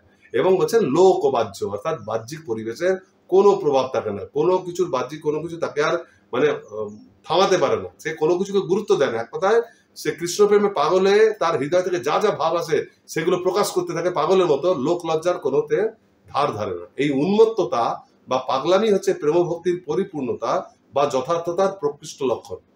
এইভাবে বৈদিক ভক্তি অনুশীলনের দ্বারা কৃষ্ণের নাম কীর্তন করতে করতে তার হৃদয় পূর্ণরূপে কৃষ্ণ ভাবনান্বিত হচ্ছে, তখন তার মধ্যে থেকে এক এক ভাব উত্থিত হচ্ছে। এরই পরিপক্ক দশা, যখন সে আর উন্মাদের মতো কাউকে তোয়াক্কা না করে সেগুলো প্রকাশ করছেন, সেটা প্রেম। এইভাবে এটা হচ্ছে বৈদিক ভাবত্ব প্রেম। প্রসঙ্গত উল্লেখযোগ্য, অনেক সময় দেখা যায় কোনো নবীন ভক্তের মধ্যে হঠাৎ করে এরকম চিন্ময় ভাব দেখা যাচ্ছে। হয়তো সে বহুদিন সাধনা করেনি, অল্পকাল ভক্তি অনুশীলন করেছে সামান্য, কোনো পরিপক্ক ভক্তও নয়, তার হয়তো দীক্ষা হয়নি, বা আদৌ দেখা যায় যে সেইভাবে কোনো সাধনাও করেনি, তার মধ্যে হঠাৎ করে এরকম ভাব দেখা যাচ্ছে, তখন জানতে হবে এটা তার পূর্বজন্মের সাধনের ফল। কৃষ্ণ ভগবত গীতায় 6ষ্ঠ অধ্যায় 44 সংখ্যক শ্লোকে বলছেন না যে পূর্বাভ্যাসেন তেনৈব হ্রিয়তে হ্যাবশ অপিশ, অর্থাৎ পূর্বজন্মের অনুশীলনের অভ্যাস ছিল বলে পরের জন্ম তিনি অবশ্যভাবে সেই কাজগুলো করতে বাধ্য হন, তার মনটা ওই দিকেই যায়। ফলে তিনি যে পূর্বজন্মে যে যোগ অনুশীলন অর্ধেক করেছিলেন, পরের জন্মে সেখান থেকে শুরু করেন। ঠিক সেরকম তার পূর্বজন্মে যে সাধনা ছিল, দেখা যায় পরজন্মে হঠাৎ করে সেই সাধনার প্রতি তার আসক্তি এসছে, সেই জন্মে কোনো সাধনা না করে। এইখানে এই প্রসঙ্গতে একটা কথা খেয়াল রাখতে হবে, আমরা যে এখানে কথা বলছি না যে সাধন ভক্তি থেকে ভাব, ভাব থেকে প্রেম, এই যে প্রক্রিয়ার কথা বলছি, এটা মুহূর্তের বা 2-4 দিনের বা 2-1 বছরের ব্যাপার না। এই টোটাল প্রসেসটা, এই যে ট্রান্সফরমেশন হৃদয়ের যে প্রসেস, এইটা কয়েক জন্মের বা জন্মান্তরের প্রক্রিয়া। ভগবান এবং তার বিশেষ ভক্তের কৃপায় সেটা এক জন্মে বা এক মুহূর্তে সাধিত হতে পারে, সেটা আলাদা গল্প, কিন্তু প্রক্রিয়াটা অনেক লম্বা, ফলে কয়েক জন্ম লেগেও যেতে পারে। আর একজন প্রকৃত ভক্ত বা সে সাধনা না করে ফাঁকি দিয়ে খালি কৃপার ওজন্য আশা করে বসে থাকে না। আর প্রকৃতপক্ষে কৃপা লাভ করতে গেলে কিছু প্রয়াসেরও প্রয়োজন হয়। শ্রী প্রভুপাদ বহু স্থানে উদ্ধৃতি দিয়েছেন, উদাহরণ দিয়েছেন, একটা উপমা, যে দেখুন জড়জগতে পিএইচডি ডিগ্রি, ডক্টরেট ডিগ্রি, কেউ যদি ভাবে যে আমি ডক্টরেট করবো, আমি পিএইচডি হোল্ডার হবো, আমার পিএইচডি ডিগ্রি হবে, তাহলে তাকে কি করতে হয়? তাকে ছোটবেলা থেকে পড়াশোনা করতে হয়, মাধ্যমিক পাস করতে হয়, হায়ার সেকেন্ডারি কলেজ পাস করতে হয়, মাস্টার ডিগ্রি করতে হয়, তারপর রিসার্চ করতে হয়। এইভাবে রিসার্চ আদি করে তার পেপার জমা পড়ার পর সেটা যখন স্বীকৃতি হয়, তখন কোনো বিশ্ববিদ্যালয় তাকে পিএইচডি বা ডক্টরেট উপাধিতে সম্মানিত হয়। কিন্তু এর কিছু ব্যতিক্রম আছে। কখনো কখনো দেখা যায় কোনো বিশিষ্ট ব্যক্তি, কোনো পণ্ডিত ব্যক্তি এমন একটা পাণ্ডিত্যপূর্ণ বই লিখেছেন যা মানুষের জন্য অত্যন্ত উন্নয়নমূলক, মানুষের মানসিকতাকে উন্নত করছে, বা পরিবেশ ব্যবস্থাকে, অর্থনীতিকে, দেশ চালানোর ক্ষেত্রে সেটা খুব সহায়ক, সবাই তাকে সমাদর করছে। অথবা তিনি হঠাৎ পরিবেশের আনুকূল্যে এমন কিছু একটা করেছেন যেটা পরিবেশের জন্য খুব ভালো, নতুন কোনো উদ্ভাবন, কিন্তু তিনি ওই রকম ভাবে ট্র্যাডিশনালি কোনো কিছু পড়াশোনা করেননি। তখন তার সেই কাজের জন্য কোনো রেপুটেড বিশ্ববিদ্যালয় তাকে সম্মান জানিয়ে তাকে পিএইচডি ডিগ্রি দান করে। এটা হচ্ছে সাম্মানিক। তাহলে এইভাবে সাম্মানিকভাবে একটা পিএইচডি ডিগ্রি পাওয়া যায় বলে যারা সত্যিকারে ছোটবেলা থেকে পিএইচডি পেতে আগ্রহী, তারা কিন্তু সারা জীবন ওই মেধাবী ছাত্র চুপ করে বসে থাকে না যে কোনোদিন কোনো বিশ্ববিদ্যালয়ের চোখে আমি পড়বো, আমাকে তখন ডেকে আরো দয়া করে একটা সাম্মানিক দেবে না। সেই রকম ভক্তরাও প্রেম ভক্তি লাভের জন্য যে কখনো কেউ কৃপা করলে হব ভক্ত, এইভাবে তারা নিষ্ক্রিয়ভাবে বসে থাকতে পারে না। এটা অনুচিত, এটা ব্যবসায়িক মনোভাব। ব্যবসায়ীরা কিভাবে যে কোনো জিনিস যখন তারা কিনতে যায় বাজারে তখন বার্গেন করে, যখন বিক্রি করে তখনও বার্গেন, বিক্রি করার সময় ভাবে যে কত অল্প জিনিসের বদলে আমি বেশি টাকা নিয়ে নেবো লোকের থেকে, আর কেনার সময় তারা ভাবে কত কম টাকা দিয়ে কত বেশি কত ভালো জিনিস নিতে পারে। এটা ব্যবসায়ী মনোভাব। ভক্তির ক্ষেত্রে যদি কারো এরকম ভাব থাকে, তাহলে এই বাসনা তাকে ভক্তি থেকে অযোগ্য করে দেবে। ভক্ত কখনো ভাবে না যে ভগবানের একটু ভক্তি অনুশীলন করে তার অনেক বেশি ফল ভগবানের থেকে চাইবে, বরং সে অনেক ভক্তি করেও তার বদলে কিছু চাইতে পারে না। এটা হচ্ছে তার ভাব। তাই একজন শুদ্ধ ভক্ত, একজন প্রকৃত ভক্ত, সে যখন অন্য কোনো ভক্তকে হঠাৎ করে অনায়াসে ভগবত কৃপা পেতে দেখে, যে সে কোনো সাধন করেনি, হঠাৎ কৃষ্ণের কৃপাতে সে পরম ভক্ত হয়ে গেল, সেটা দেখে সে এইটা ভাবে না যে ও এই দেখো এর উপর তো কৃষ্ণ কৃপা করেছে তাই ভক্ত হয়েছে, আমার উপর কৃপা করে তাই আমি হচ্ছি না, যদি আমার উপর করে তাহলে হবে, এইটা কেউ ভাবে না। বরং তারা এইটা বিচার করে যে যে ব্যক্তিকে কৃষ্ণ অনায়াসে ভক্তি কৃপা দিচ্ছে, হ্যাঁ হয়তো এই জন্মে সে সাধন করেনি, কিন্তু হতে পারে সে পূর্ব জন্মে নিশ্চয়ই তীব্রভাবে অনেক সাধনা করেছে, তাই তো এই জন্মে বিশেষ কিছু না করার পরও সে কৃপাটা পেয়ে গেল। অর্থাৎ সে পূর্ব জন্ম থেকে আমার থেকে এগিয়ে আছে, সে তাকে সবসময় নিজে থেকে বড় করে দেখে, আর এই দৃষ্টিভঙ্গি তাকে আরো ভক্তি অনুশীলনের জন্য অনুপ্রাণিত করে। প্রেমের শর্ত বা লক্ষণই হচ্ছে ভক্ত কৃষ্ণকে সর্বস্ব দিতে চাইবে, কিন্তু তার পরিবর্তে তার কোনো চাওয়া থাকে না, তার সর্বস্ব দিতে চাওয়াটাই হচ্ছে তার প্রেমের প্রকাশ, সেটাই তার আনন্দ। আর যদি তার মধ্যে কিছু চাহিদা থাকে যে আমি বেশি কিছু না করে কিছু পাবো, প্রেম ভক্তিতে চলে যাবো ফ্রিতে, কোন রকম সাধন না করে, তাহলে সেটা স্বার্থপর মনোভাব। এই ভাব নিয়ে প্রেম কি তার ভাব স্তরেও যাওয়া সম্ভব নয় তার পক্ষে। এবার আমরা পড়বো রাগানুগা ভাবত্ব প্রেম। সেই প্রসঙ্গে শ্রী রূপ গোস্বামী পাদ এই চতুর্থ লহরীর 7 এবং 8 নম্বর শ্লোকে পদ্মপুরাণ থেকে চন্দ্রকান্তির দৃষ্টান্ত দিচ্ছেন। শ্রীল প্রভুপাদ সেটা সরলে ব্যাখ্যা করে বলছেন যে চন্দ্রকান্তি কৃষ্ণকে প্রতিরূপে লাভের জন্য কঠোর ব্রহ্মচর্য পালন করেছেন। তিনি সর্বদা নিরন্তর কৃষ্ণের মহিমা কীর্তন করতেন, সবসময় কৃষ্ণের কথা, কৃষ্ণের লীলা আদি ধ্যান করতেন, এবং কৃষ্ণকেই প্রতিরূপে গ্রহণ করবে বলে দৃঢ় প্রতিজ্ঞবদ্ধ হয়েছিল। তার এই যে ভাব, এই ভাব থেকে যে প্রেমের যে প্রকাশ, একে বলা হচ্ছে রাগানুগা ভাবত্ব প্রেম। কারণ সে নিজে থেকে কৃষ্ণের প্রতি আকৃষ্ট হয়েছিল এবং তারপর তার এই ভাবগুলো আসতে শুরু করে, আর এই ভাব যখন পূর্ণ মাত্রায় যায় তখন তা প্রেমে প্রকাশিত হয়। অর্থাৎ ভাবত্ব প্রেম দুই প্রকার, একটা হচ্ছে বৈধি, একটা হচ্ছে রাগ। এটা হচ্ছে ভক্তের চেষ্টা। আর দ্বিতীয় হচ্ছে ভগবানের কৃপা, হরে রতি প্রসাদত্ব, ভগবানের বিশেষ কৃপার দ্বারা যখন কেউ কোনো প্রেম ভক্তি লাভ করে তাকে বলা হয় হরে রতি প্রসাদত্ব বা ভগবত কৃপা বলে প্রেম। রূপ গোস্বামী পাদ বলছেন হরে রতি প্রসাদয়ং সঙ্গ দানাদি আত্মন, যে শ্রী হরির কৃপায় কেউ যদি শ্রীহরির সঙ্গ লাভ করে যায়, তাহলে হরির সঙ্গ লাভ করার ফলে তার মধ্যে একটা প্রেমের উদ্গম হয় আপনার থেকে, খালি সঙ্গ পেয়েছে বলে, এবং সেটাই হচ্ছে মানে অতি প্রসাদত্ব প্রেম। মানে ভগবানের অতিরিক্ত, মানে যেটা আশা করা যায়নি, ভগবানের অত্যাশ্চর্য কৃপা লাভ করার ফলে প্রেম পাওয়া। এই প্রসঙ্গে এটা বোঝানোর জন্য ছিল রূপ গোস্বামী পাদ শ্রীমদ্ ভাগবতমে 11 স্কন্ধে 12 অধ্যায় 7ম শ্লোকে উদ্ধবকে কৃষ্ণ গোপীগণ সম্বন্ধে যে কথা বলছেন সেই উদ্ধৃতি দিয়েছেন। তেনাধীত শ্রুতিগণা নোপাসিত মহত্তমা অব্রতা তপ্ত তপস মৎসঙ্গান মামুপাগতা। শ্রীল প্রভুপাদ বলছেন যে বৃন্দাবনের গোপ বধূরা আমাকে পাওয়ার জন্য কখনো বেদ পাঠ করেনি, তীর্থে পর্যটন করেনি, কঠোরভাবে শাস্ত্রের বিধিনিষেধগুলি পালন করেনি, কোন রকম তপশ্চর্যা করেনি, তারা কেবলমাত্র আমার সঙ্গ লাভের প্রভাবে ভক্তির এই চরম সিদ্ধ অবস্থা প্রাপ্ত হয়েছে। এখন মনে হতে পারে যে গোপীরা যে কৃষ্ণকে পেয়েছে, কিন্তু গোপীরা তো কৃষ্ণ নিত্য পার্শ্বদ, আমরা জেনে আসছি। গোপীগণ কৃষ্ণের নিত্য পার্শ্বদ, তারা গোলক বৃন্দাবন থেকে কৃষ্ণের সঙ্গে এসেছেন, তারা নিত্য মুক্ত, তারা তো স্বাভাবিকভাবেই কৃষ্ণ প্রেমের পরাকাষ্ঠা। তা তারা তো সর্বদাই কৃষ্ণ প্রেমের স্তরে রয়েছে, তারা কখনো প্রেম থেকে ভাবেও আসে না। তাহলে তারা আবার প্রেম প্রাপ্ত হয়েছে ভগবানের কৃপা, এটা কিরকম কথা? তারা তো অলরেডি প্রেমে আছে। মনে রাখতে হবে, ভৌম বৃন্দাবনে, এই জড়জগতে যে বৃন্দাবন, এই ধামে কৃষ্ণকে লীলা করেছেন 5000 বছর আগে, তখন যত গোপী তার সঙ্গে রাস নৃত্য করেছেন তারা সবাই কিন্তু সমস্তরের নয়। ভৌম লীলায় বহু স্তরে গোপী রয়েছেন, তার মধ্যে নিত্যমুক্ত যেমন গোপী রয়েছেন, আবার বদ্ধমুক্ত গোপীরাও রয়েছে। শ্রুতিচারী গোপী রয়েছেন, ঋষিচারী গোপী রয়েছেন। একদল গোপীর আমরা উদাহরণ পেয়েছিলাম, এর আগে আলোচনা করেছি রাগানুগা ভক্তিতে, যে দণ্ডকারণ্যে ঋষিগণ কৃষ্ণের প্রতি আকৃষ্ট হয়েছে, রামচন্দ্রের প্রতি, এবং রামচন্দ্রের কৃপাতে তারা পরের জন্মে গোপী রূপে জন্মগ্রহণ করেছে। এরকম বৃন্দাবনে যে গোপীরা ছিলেন তারা সবাই নিত্যমুক্ত নন, সবাই প্রেমের স্তরে ছিলেন না, অনেকে ভাবের স্তরে ছিলেন। তারা কৃষ্ণের সঙ্গে সঙ্গ করার ফলে প্রেম ভক্তিতে তারা উন্নীত হয়ে গেছে। কৃষ্ণ যখন রাসনৃত্যে তাদেরকে আহ্বান করেছিলেন বংশীধ্বনি করে ধীর সমীরে, তখন সমস্ত গোপী এমন নয় যে সবাই একসঙ্গে পৌঁছে গেছে, তারা তাদের স্তর অনুসারে আগে পরে পৌঁছেছেন। যাদের ভক্তি স্তর যত বেশি, তারা তত অবাধে সবকিছু বাধা অতিক্রম করে কৃষ্ণের কাছে গিয়ে পৌঁছেছেন। কিন্তু অনেক গোপী কিন্তু বাধার সম্মুখীন হয়েছেন, এবং সেই বাধা তাদের কাটাতে সময় লেগেছে। যারা ভক্তিতে অতটা উন্নত নয়, তাদের সেই বাধাটা কাটাতে সময় লেগেছে, এবং কিছুক্ষণ ধরে বাধা কাটিয়ে তবে তারা যেতে পেরেছেন। এই যে সময় ধরে তারা বাধাটা কাটিয়েছেন, এতে তাদের প্রেম পূর্ণতা লাভ করেছে। কিন্তু কেউ কেউ হয়েছেন যে তারা প্রেমস্তরে ছিলেন না, তারা বাধা কাটাতেই পারেননি, তারা বাধা কাটাতে অক্ষম। তখন তারা সেই অবস্থায় সেইখানেই, সেই ঘরেই বসে বসে কৃষ্ণের কথা স্মরণ করেছেন, ধ্যান করেছেন, তীব্র বিরহ যন্ত্রণা অনুভব করেছেন যে কৃষ্ণের কাছে যেতে পারছেন। এই যে তীব্র বিরহ যন্ত্রণা, এই যে অনুভূতিটা তারা সহ্য করেছেন, এর মাধ্যমে তাদের সেই ভাব বা প্রেম পরিপক্ক হয়ে প্রেমে পরিণত হয়েছে, এবং তারা পরবর্তীকালে রাসনৃত্যে যুক্ত হতে পেরেছে। এইভাবে কৃষ্ণ বলছেন, সবার কথা বলছেন না, যারা নিত্য মুক্ত নয় এখানে তাদের কথা বলছেন, যে তারা কেবলমাত্র তার সঙ্গ করার মাধ্যমে প্রেমের স্তরে উন্নীত হয়ে গেছে।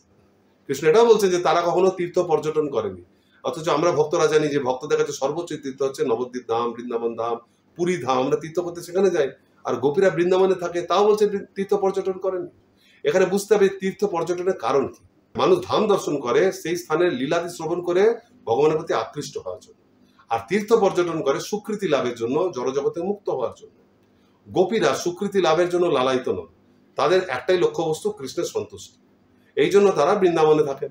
দ্বিতীয়ত কথা, বৃন্দাবন তাদের কাছে মানে তীর্থস্থানও নয়, আর স্বীকৃতি প্রদানকারী ধামও নয়, সেটা তাদের মানে বাসস্থান, নিবাসস্থল।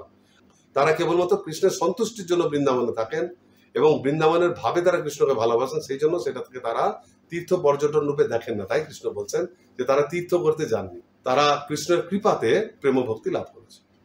তাহলে এইভাবে কৃষ্ণ যখন কাউকে কৃপা করে সঙ্গ প্রদান করেন, এবং সেই প্রসাদে তারা যখন প্রেম ভক্তি পান, অর্থাৎ রূপ গোস্বামী যাকে বলছেন অতি প্রসাদত্থ প্রেম, সেই প্রেমকেও আবার তিনি এই চতুর্থ লহরীর 11 শ্লোকে দুটি ভাগে ভাগ করছেন। বলছেন এই অতি প্রসাদত্থ প্রেম দুই প্রকারের হয়, একটা হচ্ছে মাহাত্ম জ্ঞানযুক্ত, আর একটা হচ্ছে কেবলা প্রেম। মাহাত্ম জ্ঞানযুক্ত মানে হচ্ছে যে ভক্ত ভগবানের মহত্ব অনুভব করেন, যে কৃষ্ণ পরমেশ্বর ভগবান, এটা অনুভব করে কৃষ্ণের প্রতি আসক্ত হয়ে পড়েন, এটা হচ্ছে মহত্ব জ্ঞানযুক্ত প্রেম। আর দ্বিতীয় হচ্ছে কেবলা, সেইখানে ভক্ত কোন রকম বাজ বিচার ছাড়াই কৃষ্ণের প্রতি আকৃষ্ট হন, সেখানে তার এই জ্ঞানটাই থাকে না কৃষ্ণ পরমেশ্বর ভগবান, কিন্তু অকারণে তারা কৃষ্ণের প্রতি আকৃষ্ট হয়ে যায়। তাই হরির অতি প্রসাদত্ব প্রেম এই দুই প্রকারের হয়। রূপ গোস্বামী পাদ এই চতুর্থ লহরীর 14 শ্লোকে এই দুই প্রকার প্রেমের উৎস ব্যাখ্যা করছেন। সেই শ্লোকে তিনি বলছেন, মহিম জ্ঞান যুক্তস্যাৎ বিধি মার্গানুসারিণাম রাগানুগাশ্রিতানন্তু প্রায়শ কেবল ভবে। এর অর্থ হচ্ছে বিধিমার্গ অনুসরণকারী ভক্তের মধ্যে যখন অতি প্রসাদত্থ প্রেম দেখা যায়, সেটা সাধারণত মাহাত্ম জ্ঞানযুক্ত বা মহিমা জ্ঞানযুক্ত হয়, আর রাগানুগা ভক্তদের ক্ষেত্রে সাধারণত সেই প্রেম কেবলা প্রেম হয়ে থাকে। অর্থাৎ কোনো ভক্ত যখন বৈদিক ভক্তি অনুশীলন করে, এবং বৈদিক ভক্তি অনুশীলন করতে করতে ভগবানের কাছ থেকে অতি প্রসাদত্ব প্রেম হয়ে যায়, কৃষ্ণ প্রেম লাভ করে ফেলে, তাদের সেই প্রেম ভক্তির হচ্ছে মহিমা জ্ঞানযুক্ত। আর কোনো ভক্ত যখন রাগানুগা সাধন ভক্তি অনুসরণ করেন, সেই অবস্থা থেকে হরির অতি প্রসাদত্থ প্রেম লাভ করে নেন, তখন তাদের সেই প্রেমটা সাধারণত কেবলা প্রেম হয়ে যায়। ছিল প্রভুপাদ তাৎপর্যে ব্যাখ্যা করে বলছেন, নারদ পঞ্চরাত্রে বলা হয়েছে যে পরমেশ্বর ভগবানের মাহাত্ম্য উপলব্ধি করে গভীরভাবে সম্ভ্রমযুক্ত হয়ে ভগবানের প্রতি যে গভীর মমতা ঐকান্তিক প্রেম লাভ হয়, তার ফলে ভক্ত অবশ্যই সার্ষ্টি, সামীপ্য, সালোক্য, সারূপ্য আদি 4 প্রকার বৈষ্ণব মুক্তি লাভ করে। এখানে প্রভুপাদ এই দুটি প্রেমের মধ্যে কেবলাটা বলছেন না, তিনি এখানে মাহাত্ম্য জ্ঞানযুক্ত প্রেমের কথা বলছেন। কারণ এখানে যার কথা বলা হচ্ছে সে জানে পরমেশ্বর ভগবান, তার মাহাত্ম্য উপলব্ধি করেও তিনি তার প্রতি গভীরভাবে আকৃষ্ট, তার অতিবর্ধন হচ্ছে।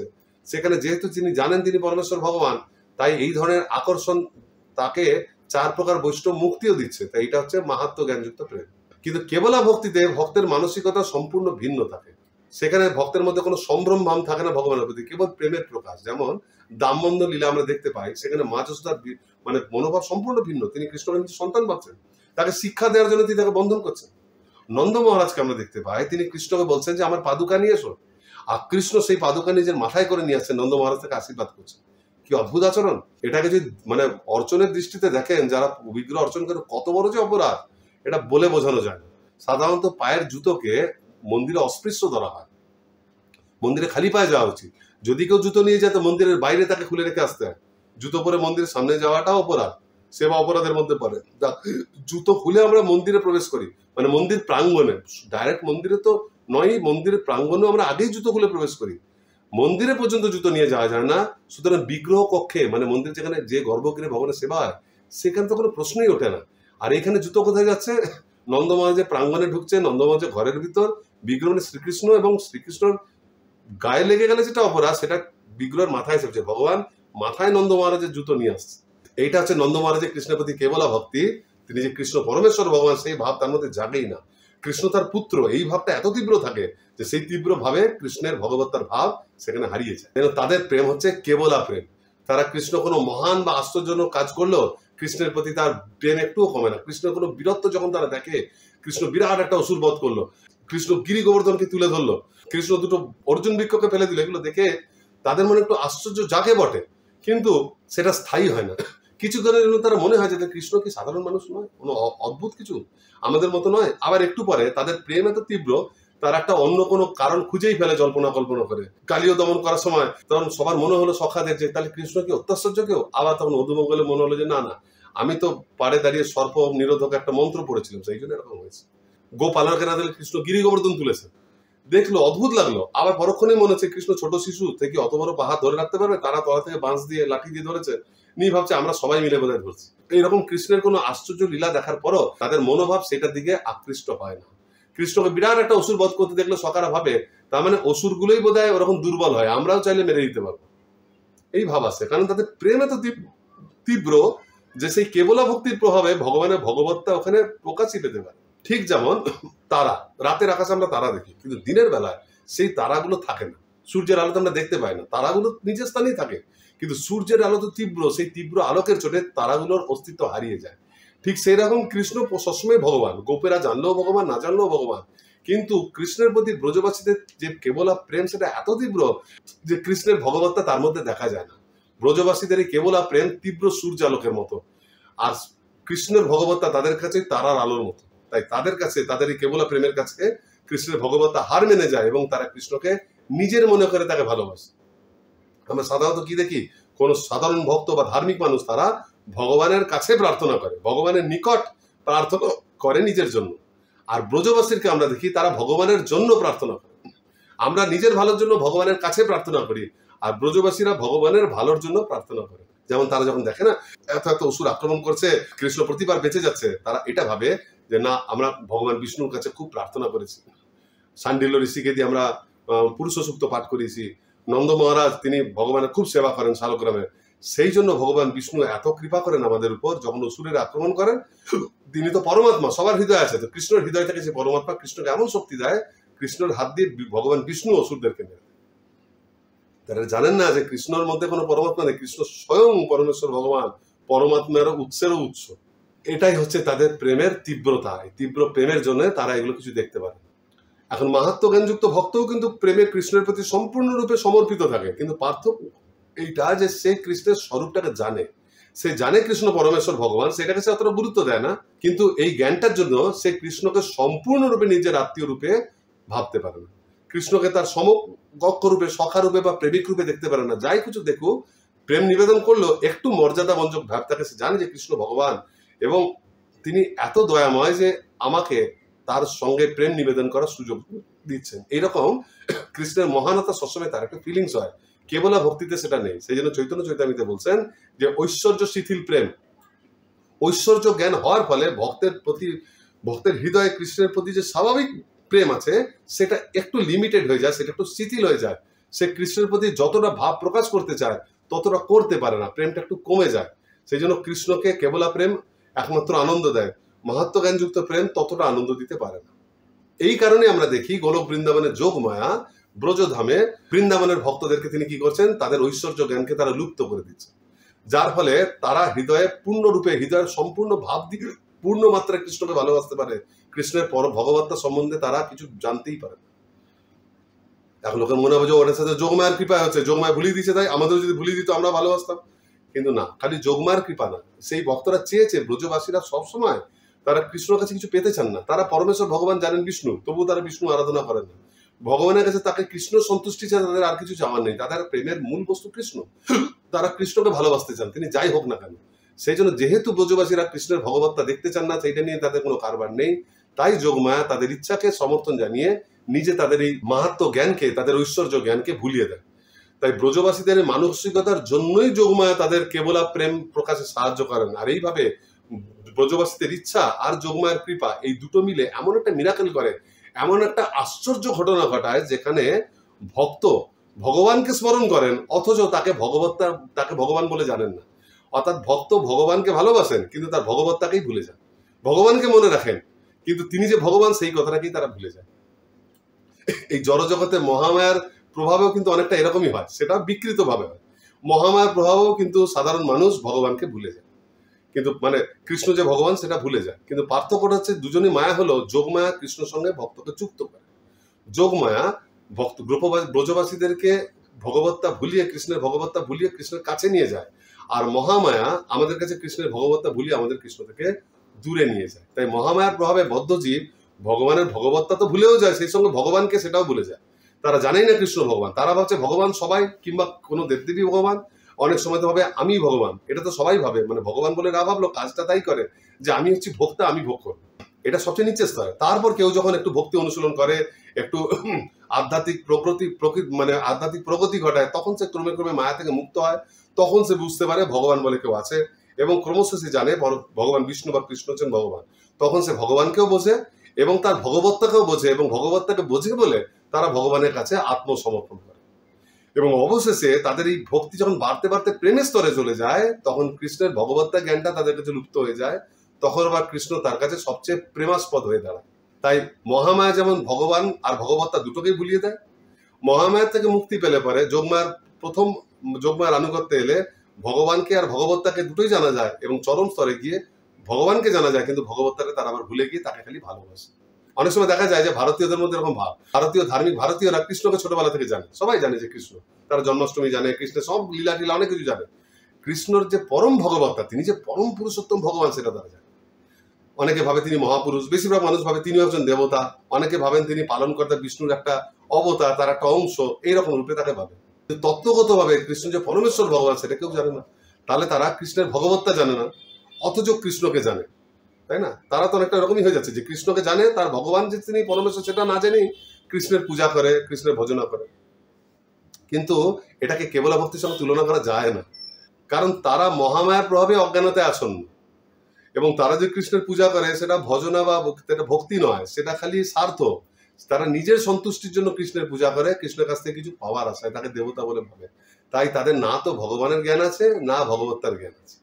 সেই জন্য তাদের জন্য ভক্তির প্রথম ধাপ কি? বৈধি ভক্তি অনুশীলন। তারা সদ্গুরুর শরণাপন্ন হয়ে শাস্ত্র থেকে ক্রমে ক্রমে বুঝতে পারে যে আমাদের কিভাবে ভক্তি অনুশীলন করতে হয়, সাধুসঙ্গ করতে শুরু করে, তাতে আস্তে আস্তে তারা ভজনা করে, এবং ক্রমে ক্রমে তাদের উন্নতি হতে থাকে। তখন তারা ক্রমে ক্রমে ভগবানকে জানে আর তার ভগবত্তাকেও জানে, আর ভগবত্তাকেই বেশি করে জানে। ভগবত্তা জানার ফলে তারা কৃষ্ণ যে ভগবান সেটা জানার জন্যই তারা কৃষ্ণের চরণে আসে। চৈতন্য মহাপ্রভুর দয়াকে তারা প্রথমে দেখতে পায় না, তারা প্রথমে জানে যে চৈতন্য মহাপ্রভু ভগবান, তবে তার কথা শুনতে শুরু করে, তবে তার শিক্ষা নিতে শুরু করে। এইভাবে ভগবত্তাকে জেনে তারা ভগবানের ভজনা শুরু করে, এবং সেটা যখন শুদ্ধ স্তরে বা সিদ্ধ দশায় চলে যায়, তখন যোগমায়ার প্রভাবে তার ভগবত্তাকে ভুলে গিয়ে তারা কেবল তখন ভগবানকে ভালোবাসে। এটা সর্বোচ্চ স্তর। এইভাবে মহামায়ার আবরণ থেকে বেরিয়ে যোগমায়ার আনুগত্যে গিয়ে যোগমায়ার পূর্ণ কৃপা তারা লাভ করে। এইটা হচ্ছে ভক্তির সম্পূর্ণ জার্নি। রূপ গোস্বামী সম্পূর্ণ জার্নিটাকে 9টা কর্মে ভাগ করেছেন, যা আমরা বহুবার আলোচনা করেছি। এই চতুর্থ লহরীর পঞ্চদশ এবং ষোড়শ শ্লোকে সেই কথা তিনি আবার বলছেন। আদৌ শ্রদ্ধা, তত সাধু সঙ্গ, অত ভজন ক্রিয়া, তত অনর্থ নিবৃত্তি, তত অনিষ্ঠা রুচিস্তথা, আসক্তিস্তত ভাব, তত প্রেমাদ্ভুতঞ্চতি, সাধকানাম অয়ং প্রেম্ন প্রাদুর্ভাবে ভবেৎ ক্রম। অর্থাৎ এইভাবে আদৌ শ্রদ্ধা, তার থেকে সাধু সঙ্গ, তার থেকে ভজন ক্রিয়া, তার থেকে অনর্থ নিবৃত্তি, তার থেকে নিষ্ঠা, রুচি, আসক্তি, তারপর ভাব, তারপর প্রেম, সাধকানাম যারা সাধক তাদের ক্ষেত্রে অয়ং প্রেম না প্রাদুর্ভাবে ভবেৎ ক্রম। এইভাবে মানে সাধকদের মধ্যে এইভাবে ক্রমে ক্রমে মানে আদৌ শ্রদ্ধা থেকে প্রেম ভক্তি বিকশিত হয় বা জাগ্রত হয়। এইভাবে প্রেমের উদ্গম হয়। আর এই প্রেমের উদ্গম হলে কি হয়?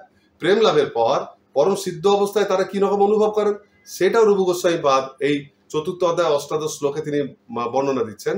নারদ পঞ্চরত্ন থেকে তিনি উদ্ধৃতি দিচ্ছেন। সেখানে শিব পার্বতীকে বলছেন, ভাবন মত্ত হরে কিঞ্চিত ন বেদ সুখমাত্মন দুঃখং চেতি মহেশানি পরমানন্দ আপ্লুত।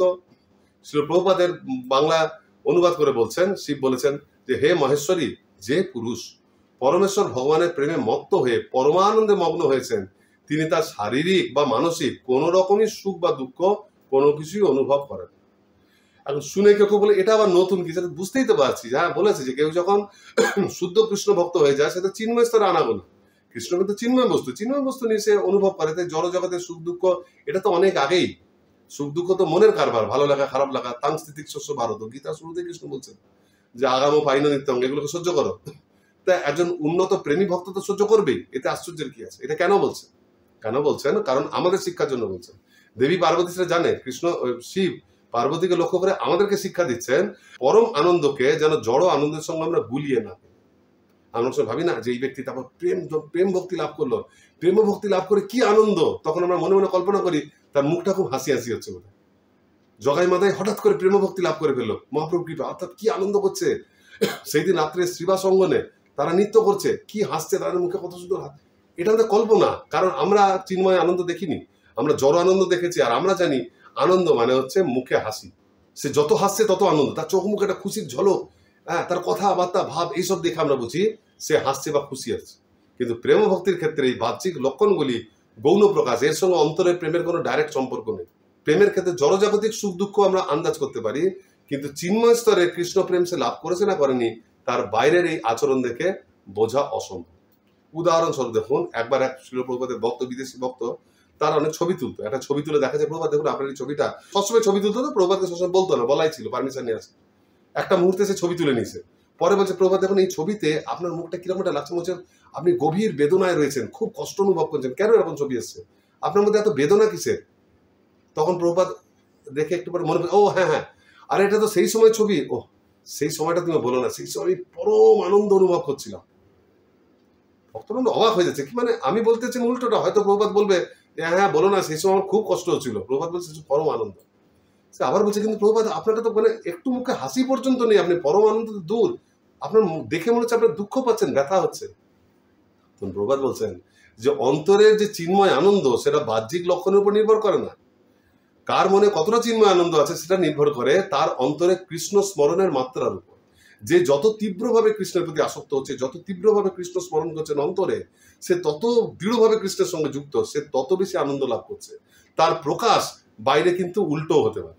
অন্তরে কৃষ্ণ স্মরণ অত্যন্ত আনন্দদায়ক, সেই জন্য বাইরের ভাবে তাকে বোঝা যায় না, কিন্তু কখনো কখনো এই তীব্র আনন্দ এমন হয়ে যায় যার প্রভাবে মানুষ বাইরে ক্রন্দন করতে শুরু করে, দেখে দুঃখ পাচ্ছে বলে মনে হয়। যেমন দেখুন, যখন কৃষ্ণ লোকচক্ষুতে বৃন্দাবন ত্যাগ করে চলে গেলেন, তখন সারা জীবন গোপীরা কৃষ্ণকে পাওয়ার জন্য খালি ক্রন্দনিত করে গেলেন। তাহলে কি সারা জীবন তারা ক্লেশ পেলেন, তারা জাগতিক দুঃখ পেলেন? না, তারা সর্বোচ্চ স্তরের ভক্ত, তারা সর্বদাই কৃষ্ণ প্রেমে পাগল। কিন্তু এই কৃষ্ণ প্রেম তাদেরকে এমন আনন্দ দিত যেটা বিরহ ভাব নিয়ে তাদের মাধ্যমে গৌণ লক্ষণ ভাবে প্রকাশিত হতো। গোপীদেরকে দেখে তো অনেকে এরকম ভাবে, যা বাবা, যে আমি সবকিছু ছেড়ে এত নিয়ম নিষ্ঠা করে যদি কৃষ্ণ ভজন করি, হ্যাঁ, পরম সুখ পাওয়ার জন্য, এই কৃষ্ণ ভজনা করলে একসময় আমি শুদ্ধ ভক্ত হয়ে যাব, ভগবত ধামে যাবো, সবসময় আনন্দে থাকবো। ও বাবা, এখন তো দেখছি কৃষ্ণ যারা সবচেয়ে বড় ভক্ত তারা সারা জীবন খালি কেঁদেই চলেছে। এইরকম তো আমি চাই না। হ্যাঁ, আমি এখন জড়জগতে কত কষ্ট পাচ্ছি, এত কষ্ট পেয়ে এখন ঠিক করেছি যে দরকার নেই, আর জড়জগতে সবসময় আমাকে একটু হাসায় তো হাজারো গুণ কাঁদায়, জড় প্রকৃতি আমাকে সবসময় কাঁদায়, আমি জড় প্রকৃতির ভোগ সব ত্যাগ করে কৃষ্ণ সেবায় যুক্ত হবো। এবার সেইটা যুক্ত হয়ে যখন প্রেম ভক্তি লাভ করবো তখন কি হবে, আমি কান্না ত্যাগ করার জন্য, জড় কষ্ট ত্যাগ করে, জড় কান্না ত্যাগ করে কৃষ্ণ ভক্তি যুক্ত হলাম। আর সেই ভক্তিতে যখন আমি চরম স্তরে যাব, তখন আমি কি আশীর্বাদ পাবো না, সারা জীবন কৃষ্ণের জন্য কাঁদব। এই ভেবে সাধারণ মানুষ তাদের মাথাটা গুলিয়ে যায়, এটা কি জিনিস। এটা দেখে উদ্ধবের মনে হচ্ছে, সে ব্রহ্মজ্ঞানী ছিল, সে তখন কৃষ্ণকে বলছে কি ব্যাপার, যে গোপীরা তোমাকে এত ভালোবাসছে, তুমি তাদেরকে ব্রহ্মজ্ঞান দিলে না, ফলে তারা তোমার প্রতি আসক্ত হয়ে খালি তো সাধারণ মানুষের মতো তারা ক্রন্দন করছে, তাদের কষ্ট দূর করো। তো উদ্ধব বুঝতে পারেনি যে সেই গোপীদের এই ক্রন্দনের পিছনে কত পরমানন্দ রয়েছে। অর্থাৎ গোপীদের ক্রন্দন তপ্ত মানে জড় ক্লেশের দ্বারা তপ্ত জীবাত্মার ক্রন্দনের মতো নয়, তাদের ক্রন্দনের কারণ হচ্ছে তীব্র প্রেম ভক্তি। এই প্রেম ভক্তি জনিত আনন্দেরই একটা গুরুত্বপূর্ণ অঙ্গ হচ্ছে কৃষ্ণ স্মরণ, যেটা বাহ্যিক ভাবে প্রকাশ নয়। সে অন্তরে কে কৃষ্ণ স্মরণ বাইরে থেকে বোঝা যায় না। আর কৃষ্ণের যে স্মরণ যখন ভক্ত করে, সেটা জাগতিক ব্যক্তি বা বস্তু স্মরণের মতো নয়। অনেক সময় মানুষের পুরনো জিনিস স্মরণ হয়, ওই যে বেড়াতে গেছিলাম একজনের বাড়িতে, হ্যাঁ রাস্তায় সেদিন বেড়াতে গেছিলাম, ওই দোকানটা এটা দেখলাম, ভাবে একটু ভালো লাগে, কিন্তু সে কোনো আবেগ থাকে না। কোনো জড় ব্যক্তির প্রতিও কোনো কিছু ভাবলে সেটা স্থায়ী হয় না। কিন্তু কৃষ্ণের স্মরণে, কৃষ্ণের প্রতি ভক্তের একটা বিশুদ্ধ চিত্তে আবেগ উৎপন্ন হয়, আবেগ সক্রিয় থাকে, এবং এই আবেগটা নিরন্তর পরিবর্তিত হতে পারে, নানা প্রকার হতে থাকে, এবং সেটা ক্রমশ বাড়তেই থাকে। তো কৃষ্ণের প্রতি আবেগের জন্য এক এক সময় এক একটা ভাব আসে। যখন কৃষ্ণের সঙ্গে তার বিচ্ছেদের ভাব আসে, বিরহের ভাব আসে, সেই সময়টা তার মুখে দুঃখের রূপে প্রকাশিত হয়, ক্রন্দন রূপে প্রকাশিত হয়। সেটা সাধারণ লোক দেখে মনে করে সে বোধহয় যন্ত্রণা ভোগ করছে, কিন্তু আসলে সেটাও গাঢ়ভাবে কৃষ্ণের সঙ্গে সংযুক্তির ফলেই হয়। তাই বাইরে হাস্যরসই আসুক আর বাইরে ক্রন্দনই আসুক, দুটোরই উৎস কিন্তু তীব্র কৃষ্ণ আসক্তি বা তীব্র কৃষ্ণ স্মরণজনিত চিন্ময় আনন্দ। তাই শুদ্ধভাবে ভাবিত থাকার ফলে ভক্ত কখনো কৃষ্ণের সেবার জন্য শান্ত থাকেন, আবার কখনো দেখা যায় যে কৃষ্ণের সন্তুষ্টির জন্য উদ্বিগ্ন হয়ে পড়েন। মা যশোদা যেমন রোজ বিকালে উদ্বিগ্ন হতো, কৃষ্ণ আসতে দেরি করছে কেন, কোনো ওষুধ তাকে আক্রমণ করলো নাকি, এটাও তাহলে কি মা যশোদা কৃষ্ণ প্রেমে উদ্বুদ্ধ ছিলেন না? এইরকম কখনো তাকে ক্রুদ্ধ হতে দেখা যায়। মা কেউ কৃষ্ণ মানে সাধারণ ভক্ত কেউ কৃষ্ণ সেবায় কোনো বাধা দিচ্ছে, দেখা যাচ্ছে সে ক্রুদ্ধ হয়ে যাচ্ছে, কখনো সবসময় কৃষ্ণের জন্যই সে দুঃখিত হচ্ছে, যে অবস্থাতেই থাকুক না কেন, নানান প্রকার ভাবে তিনি থাকেন, কিন্তু সব ব্যাপারে তার একটাই জিনিস থাকে, কৃষ্ণ স্মরণ।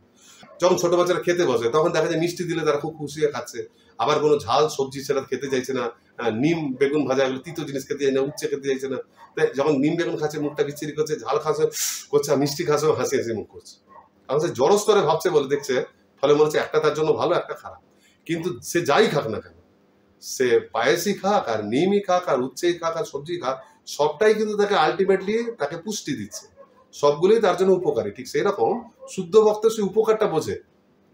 বড় মানুষও নিম খাওয়ার সময় তার যেমন মুখে তিতো লাগে, মিষ্টি খাওয়ার সময় তা লাগে না, কিন্তু সবটাতেই তিনি আনন্দ পান। ঠিক সেই রকম একজন প্রেমী ভক্ত তিনি কৃষ্ণের সঙ্গে সম্পর্ক রেখে হৃদয়ে নিরন্তর কৃষ্ণ স্মরণ করে তীব্র আনন্দে থাকেন। আর এই আনন্দের তো তার নিষ্ক্রিয় নয়, কৃষ্ণের সঙ্গে তারা লেনদেন চলে। তাই কখনো কৃষ্ণের সঙ্গে তার ঝগড়া হয়, কখনো তার সঙ্গে একটা আবেগ কাজ করে, কখনো তার ছাড়াছাড়ি হয়, কখনো তার মিলন হয়। এইরকম ভাবগুলো তার মুখে বিভিন্ন ভাবে প্রকাশিত হতে থাকে। তাই শুদ্ধ ভক্তকে এরকম বাইরের ভাব দেখে বোঝা যায় না যে সবসময় মিষ্টি মিষ্টি একটা মধুর মুখে একটা নকল হাসি লাগে, সবসময় শান্তভাবে হাসছে, সকলের প্রতি স্মিত দৃষ্টিতে ছোট ছোট চোখ করে তাকাচ্ছে, সব সময় মিষ্টি মধুর কথা বলছে, তার মানে বিরাট বড় সাধু, একটা দেখো চোখ ডুলু ডুলি, এরকম নয়। এই আচরণ দেখে সাধুকে বোঝা যায় না, এরকম নকল লোক সহযোগী সাধুরা এরকম করে। সত্যিকারের সাধু কেমন হবে সেটা রূপ গোস্বামী পাদ একটু আগের চ্যাপ্টারে দেখলেন না, যেখানে বলেছেন যে ভাব ভক্তির লক্ষণ কি, সেখানে কি বলছে, অব্যর্থ কালোত্তম অমানিত্যম, মানে সে এক সময় নষ্ট করবে না, প্রতি মুহূর্তে কৃষ্ণের সেবা করবে, তার মধ্যে কোনো নিজের সম্মানের প্রতি কোনো ভাব থাকবে না, কৃষ্ণের জন্য সম্পূর্ণ সমর্পণ করতে পারবেন, তিনি কৃষ্ণ নাম করতে যাবেন, সর্বদা উৎকণ্ঠিত থাকবেন কৃষ্ণের জন্য। ভাব ভক্তির যে লক্ষণ, সেই লক্ষণে কোথাও বলা নেই যে ভাব ভক্ত সবসময় আনন্দে হাসতে থাকে, সে যন্ত্রণা ভোগ করেও সেগুলোকে উপেক্ষা করতে পারে, কিন্তু কখনো বলেনি যে ভাব ভক্ত সবসময় হেসে বসতে থাকে। তাই একজন শুদ্ধ ভক্ত প্রেমজনিত কারণে কখনো আনন্দ পেতে পারেন, মানে কখনো তার মুখে হাসি দেখা যায়, কখনো দুঃখ দেখা যায়, কিন্তু সর্বদাই তিনি পরম আনন্দে থাকেন। তাই কোনো যাকে দেখবেন সবসময় নকল হাসি লাগিয়ে রেখেছে, এরকম গুরু আমাদের খোঁজা কাজ নয়। আমাদের এমন একজন গুরু খুঁজতে হবে যার মধ্যে অব্যর্থ কালোত্তম অমানিত্যম এই সমস্ত সেবাগুলো পাওয়া যায়। শিল প্রভুপাদের মতো যে সমস্ত সেবা, সব রকমের কৃষ্ণ সেবা সবসময় করার জন্য সে উৎসাহী, সবসময় তিনি এক পায়ে খাড়া, তিনি সবসময় নিজে কৃষ্ণকে উপভোগ করার জন্য বসে কোনো নিষ্ক্রিয় ধ্যান করেন। এইটা হচ্ছে ভক্তি রসামৃত সিন্ধুর মূল কথা, যে একজন শুদ্ধ ভক্তকে আমাদেরকে চিনতে হবে এবং তার অনুসারে কাজ করতে হবে। এইভাবে ভক্তি রসামৃত সিন্ধু আমাদের প্রথম ভাগ এখানে শেষ হলো। কারণ এই সঙ্গে আমাদের ভক্তি শাস্ত্রীয় শেষ হচ্ছে। এই ভক্তি শাস্ত্রী পুরোটা যদি আমরা আরেকবার পর্যালোচনা করি, আমরা 4টে ধাপে পড়ছি। সর্বপ্রথম ঈশোপনিষদ। ঈশোপনিষদের লক্ষ্যবস্তু হচ্ছে সাধ্য। সেখানে বলা হচ্ছে যে সমস্ত জগৎ এমনি নিজের ইচ্ছায় চলে না। একজন রয়েছেন নিঃশ্বাস ইদম সর্বম, তিনি রয়েছেন যার থেকে অনেক কিছু বেরিয়ে গেল তিনি সম্পূর্ণ থাকেন। তার কথা শুনে চললে পরে 100 বছর বাঁচলেও ক্ষতি নাই, কিন্তু তার সঙ্গে সামঞ্জস্য রক্ষা করতে না পারলে তার অন্ধকার গতি হয়। সাধারণ মানুষ তাকে জানতে গিয়ে জাগতিক জিনিসকে জেনে বসে থাকে, তাকেই জ্ঞান ভাবে। হ্যাঁ, তার সেবা করতে গিয়ে জড় জিনিসের সেবা করে ফেলে, কিন্তু আলটিমেটলি হচ্ছেন তিনি। কিন্তু সেই সঙ্গে এটাও বলা হচ্ছে তার মুখ আচ্ছাদিত, তিনি কোনো নির্বিশেষ জ্যোতি নন, তার একটা সুন্দর রূপ আছে। অর্থাৎ সেখানে ঈশ্বর এবং ঈশ্বর যে একজন ব্যক্তি সেই কথা বলা হচ্ছে। ঈশ্বর একজন ব্যক্তি, সেটা জেনে আমরা কি করব? তারপর আমরা উপদেশামৃতে পড়ছি, সেটা জেনে তার সেবা করবো, ভক্তি করবো। সেটা কিভাবে হয় না, সেটা একজন গাইডের আনুগত্য হয়। প্রথম শ্লোকে বলছেন না যে গুরু কিরকম হয়, আদর্শ গোস্বামী কেমন হতে হয়, যে সরবেগকে দমন করতে পারে। এরকম গুরুকে লাভ করে আমরা কি করব? তার কথা শুনে আমরা 6 প্রকার খারাপ গুণকে ত্যাগ করব, 6 প্রকার ভাবে ভালো আচরণ করবো, এবং সেখানে আমাদের ওই অসৎসঙ্গ ত্যাগটাকেই বেশি গুরুত্ব দেওয়া হয়েছে। এইভাবে অসৎসঙ্গ ত্যাগ করে আমরা ভক্তের সঙ্গে 4 প্রকারে প্রীতি বিনিময় করব, ভক্ত সঙ্গ করব। আর ভক্ত সঙ্গ করতে গিয়ে দেখবো বৈষ্ণবরা আবার কত রকমের হয়। বৈষ্ণব ভেদে তাদের মধ্যে আলাদা আলাদা আচরণ করব। বৈষ্ণবের কোনো দোষ ত্রুটি দেখবো না, তবে আমাদের হরিনাম যেটা মুখে তিতো লাগছে সেটা আস্তে আস্তে আমাদের কাছে মিছরির মতো মধুর লাগবে। এবং তখন আস্তে আস্তে কোনো উন্নত কোনো উচ্চস্তরীয় ভক্তের আনুগত্য থেকে আমরা কৃষ্ণ সেবায় বিভিন্ন ভাব প্রকাশ করবেন। সেখানে ভাব ভক্তির কথা বলা আছে শেষে 3টে শ্লোকে। সর্বশ্রেষ্ঠ রূপে হৃদয় দিয়ে এই রাগানুগা ভক্তিতে কৃষ্ণের সেবা করার ভাব প্রকাশিত হয়েছে। এইভাবে ভক্তির প্রাথমিক একটা সেখানে বর্ণনা দেওয়া হয়েছে মোটামুটি করে, খুব ডিটেলসে নয়, কিন্তু কি কি করতে হবে সূচি দেওয়া হয়েছে। তারপর আমরা পড়ছি ভগবত গীতা। সেখানে একদম ক্লিয়ার যে সেই যে পরমেশ্বর ভগবান তিনি হচ্ছেন কৃষ্ণ, এবং তাকে পাওয়ার যে মূল পদ্ধতি সেটা হচ্ছে ভক্তি। প্রথমে সেখানে জ্ঞানের পন্থা, সেখানে প্রথমে কর্মের পন্থা আলোচনা করা হয়েছে, কর্মযোগ, এবং তারপর কিভাবে কর্মযোগ জ্ঞানের একই রাস্তায় নিয়ে যায়, কর্ম ত্যাগ না করে সেই কর্মটা কৃষ্ণকে অর্পণ করা, এবং ক্রমে ক্রমে সেটা ভক্তিতে পর্যবসিত হওয়া। তারপর মাঝের 6টা অধ্যায় কেবল ভক্তি সম্বন্ধে আলোচনা করা হয়েছে। আবার শেষের 6টা অধ্যায়ে যে জ্ঞানের মাধ্যমেও কৃষ্ণকে পেতে গেলে সেটা আলটিমেটলি গিয়ে তখনই পূর্ণ হয় যখন তা ভক্তিতে পর্যবেসিত হয়। এইভাবে ভগবত গীতার মাধ্যমে লাস্টে এটা পাই যে কৃষ্ণ পরমেশ্বর ভগবান, এবং তিনি হচ্ছে সাধ্য বস্তু, আর পরম সাধন বস্তু হচ্ছে ভক্তিযোগ। কিন্তু সেখানে ভক্তিযোগের প্রসেস বলা নেই, সেখানে এইটা বলা আছে যে ভক্তি যোগটার সম্বন্ধে পরিচয়, যে ভক্তি করতে হবে, কিভাবে করতে হবে সেইটা আমরা অবশেষে আসছি ভক্তি রসামৃত সিন্ধুতে, যে ভক্তি কাকে বলে, উত্তম ভক্তির লক্ষণ কি, ভক্তির 6টা লক্ষণ, ভক্তির কোন কোন দশায় প্রকাশিত হয়, ভক্তি কি, ভাব ভক্তি, প্রেম ভক্তি কি, সাধন ভক্তির আবার দশা কি, তার কি রাগানুগা ভক্তি কি, বৈদিক সাধন ভক্তিতে আমাদের কি কি অঙ্গ করা উচিত, কোন অঙ্গের কি গুরুত্ব, আর রাগানুগা ভক্তি কাকে বলে, রাগাত্মিকা ভক্তির সঙ্গে এর কি সম্পর্ক, সেখান থেকে আমরা শিখলাম এর লক্ষণগুলি কি। তারপর ভাব ভক্তি, কিভাবে ভাব ভক্তি প্রাপ্ত হয়, এবং অবশেষে প্রেম ভক্তি, যেটা একটা জীবাত্মার সম্পূর্ণ লক্ষণ। এখন প্রথমে ভক্তিশাস্ত্রী কোর্সে এই ভাবভক্তি, প্রেম ভক্তি, রাগানুগা ভক্তির কথা বলা আছে এইটাই কারণে যে মনে হবে যে আমরা তো এখন অনুসরণ করছি ভক্তিশাস্ত্রীতে, কেন এটা আলোচনা হলো। এই প্রেম ভক্তির কথাটুকু তো বাদ থাকতে পারতো, এটাও তো পরে কোনো যখন অন্য কোনো আমরা কোর্স করতাম বা আরো উচ্চ স্তরের ভক্ত সেইখানে হতো। ব্যাপারটা এইরকম, কোনো ব্যক্তি যখন বৃন্দাবন যায়, ধরুন কোন একজন ব্যক্তি আমেরিকা থেকে বৃন্দাবনে আসছে, তার হয়তো আসতে 2 দিন সময় লাগবে, ফ্লাইটে আসছে 1 দিন বা 2 দিন। তো এমন তো নয় যে আসার সময় সব জায়গা থেকে সে আনন্দ পেতে পেতে আসে। আমরাই যখন এইখানে ধরুন পশ্চিমবঙ্গ থেকে আমরা যদি বৃন্দাবন ধামে যাচ্ছি, 1 দিন সময় লাগে, ট্রেনে করে যখন যাই, আমরা রাস্তায় ট্রেনের জানলা দিয়ে সবকিছু থেকে খুশি হতে হতে যাই না। আমরা যেহেতু জেনে গেছি আলটিমেটলি বৃন্দাবনে যাবো, সেখানে কে আছে গোবিন্দ, গোপীনাথ, মদন মোহন, শিল প্রভুপাদ, কৃষ্ণ বলরাম, গিরি গোবর্ধন, যমুনা, এইসব ভেবে ওখানে গিয়ে আমার এরকম লাগবে, ওখানে গিয়ে না আমি গিরিরাজকে দর্শন করবো, ওইখানে গিয়ে না আমি রূপ গোস্বামীর সমাধির সামনে বসে জপ করবো, ওইখানে না আমি পঞ্চকোশী, এইরকম আমরা প্ল্যান করতে থাকি। এবং আমরা যদিও এখন এখানে পৌঁছাইনি, কিন্তু গোটা যাত্রা পথ আমি লক্ষ্যটার দিকে এত ভাবি, লক্ষ্য আমাকে এত আকর্ষণ করে যে যাত্রাটা আমার আস্তে আস্তে কেটে যায় এবং আমরা একসময় পৌঁছে যাই। ঠিক সেই রকম ভক্তি রসামৃত সিন্ধুতে আমাদেরকে প্রথমেই কিন্তু যেমন উপদেশামৃতে আমাকে পুরো একটা জানানো হয়েছিল যে আমাদের আচরণ কেমন হতে হবে ক্রমে ক্রমে ক্রমে ক্রমে, ঠিক সেরকম এখানে সেটা আরো ডিটেলসে বলা হলো যে কিভাবে আমরা বৈদিক ভক্তি থেকে ক্রমশ রাগানুগা, এবং বৈদিক আর রাগানুগা উভয় থেকে ভাব ভক্তি, এবং ভাব থেকে আমরা প্রেমের স্তরে উন্নীত হতে পারি। সেটা আমাদের জীবনের লক্ষ্য, আমরা সেটা কয়েক জন্ম ধরে পেতে পারি, আবার শুদ্ধ ভক্তের কৃপা ছিল প্রভুপাদের কৃপাতে আমরা এই জন্মেও লাভ করে ফেলতে পারি। সুতরাং সাধন ভক্তি আমাদের কাছে মূল বস্তু। এই সাধন ভক্তি বা বৈদিক সাধন ভক্তি, বিশেষত বৈদিক সাধন ভক্তি আমাদেরকে অনুসরণ করতে হবে, তবে ওখানে গিয়ে পৌঁছাবে। ভক্তি শাস্ত্রীর যে পাঠ আমরা আলোচনা করলাম, এই ভক্তি শাস্ত্রীর পাঠ কেবলমাত্র আমাদের একটা কোর্স করা নয়। এটা ভক্তি শাস্ত্রে একটা সার্টিফিকেট পাওয়ার জন্য বা কোনো সম্মান বা আরো কোনো কিছু, মানে কোনো ব্রাহ্মণ দীক্ষা বা এই ধরনের কোনো কিছু সম্মানীয় পদ বা কিছু পাবো, এটা কিন্তু কোনো লক্ষ্যবস্তু নয়। এই ভক্তি শাস্ত্রীটা অ্যাকচুয়ালি ছিল প্রভুপাদের প্রতি আমাদের শ্রদ্ধার্ঘ্য জ্ঞান। ছিল প্রভুপাদ তার জীবদ্দশায় অল্প সময়ের মধ্যে আমাদেরকে কৃপা করে অক্লান্ত পরিশ্রম করে তিনি কৃষ্ণের প্রতি প্রেমভক্তি প্রকাশ করেছে, সেটা অদ্ভুতভাবে। তিনি কেবল কৃষ্ণের প্রতি তার আবেগ প্রকাশ করেননি, তিনি সেই কৃষ্ণের কৃপাকে আমাদের কাছে আনার জন্য অক্লান্ত পরিশ্রম করে হাজারো গ্রন্থ লিখেছেন এবং সেই গ্রন্থে কৃষ্ণ ভক্তির সর্বোত্তম বিজ্ঞান আমাদের জন্য প্রকাশ করেছে। কিন্তু হয় কি, আমরা যখন জড় দৃষ্টিভঙ্গি দিয়ে চঞ্চল মন নিয়ে একদিকে ফোকাস না করে আমরা যখন সেটা দেখি, তখন ভক্তির অনেক কথাই, অনেক গুরুত্বপূর্ণ কথা আমাদের বেরিয়ে যায় মাথাতে, আমাদের মনকে ছুতেই পারে না, কোনোটা ছুঁয়েও হারিয়ে যায়। বিশেষত ভগবত গীতা এবং ভক্তিরসমৃত সিন্ধু দীক্ষার আগে সকলে পড়েছেন, কিন্তু পড়লেও দেখবেন এই কথাগুলো এমন লাগবে শুনতে মনে যেন জীবনে কোনোদিন শোনেননি।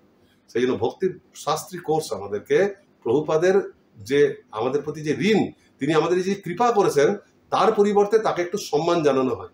তার পরিবর্তে আমরা তাকে সম্মান জানাই যে আপনি যেভাবে আমাদেরকে এই জ্ঞান দেওয়ার চেষ্টা করেছেন, আমরা আপনার দৃষ্টিভঙ্গি দিয়ে আপনার লেখায় শাস্ত্রগুলো একটু বোঝার চেষ্টা করছি, যাতে আপনি আমাদের কি বোঝাতে চেয়েছেন সেটা বুঝুন। সেজন্য ভক্তি শাস্ত্রী করার সময় সবসময় খেয়াল রাখবেন, এই পাঠ বারবার শ্রবণ করুন, আর বারবার শ্রবণ করে ছিল প্রভুপাদ আমাদের কি দেখাতে চেয়েছেন, তার মনোভাব কি, তার উদ্দেশ্য কি, কেন তিনি জানাচ্ছেন, এইটা বোঝার চেষ্টা করুন। কেবল আক্ষরিক জ্ঞান বেশি বৃদ্ধি করে আমাদের লাভ নেই। উদ্দেশ্য হচ্ছে ছিল প্রভুপাদকে সন্তুষ্ট করা। সেই জন্য এখানে কখনো ফাঁকি দেবেন না যে কত কম পরে আমি পাবো, এটা সেই বিজনেস মেন্টালিটির মতো। গোটাটা শুনবেন, জানবেন, তবে প্রভুপাদ আপনার উপর সন্তুষ্ট হবে। কিন্তু এখানে লক্ষণীয় বস্তু হচ্ছে ছিল প্রভুপাদ যে দৃষ্টিভঙ্গি দিয়ে আমাদের গ্রন্থগুলি দেখাতে চেয়েছেন, আমাদের জিবিসি সদস্যরা তার জন্য পাঠ্যক্রম তৈরি করেছেন এবং সেইখানে আমরা সেই সেবা করছি এবং সেই সেবাতে একটা কাজ হচ্ছে আপনাদের কাছে এগুলো উপস্থাপন করা।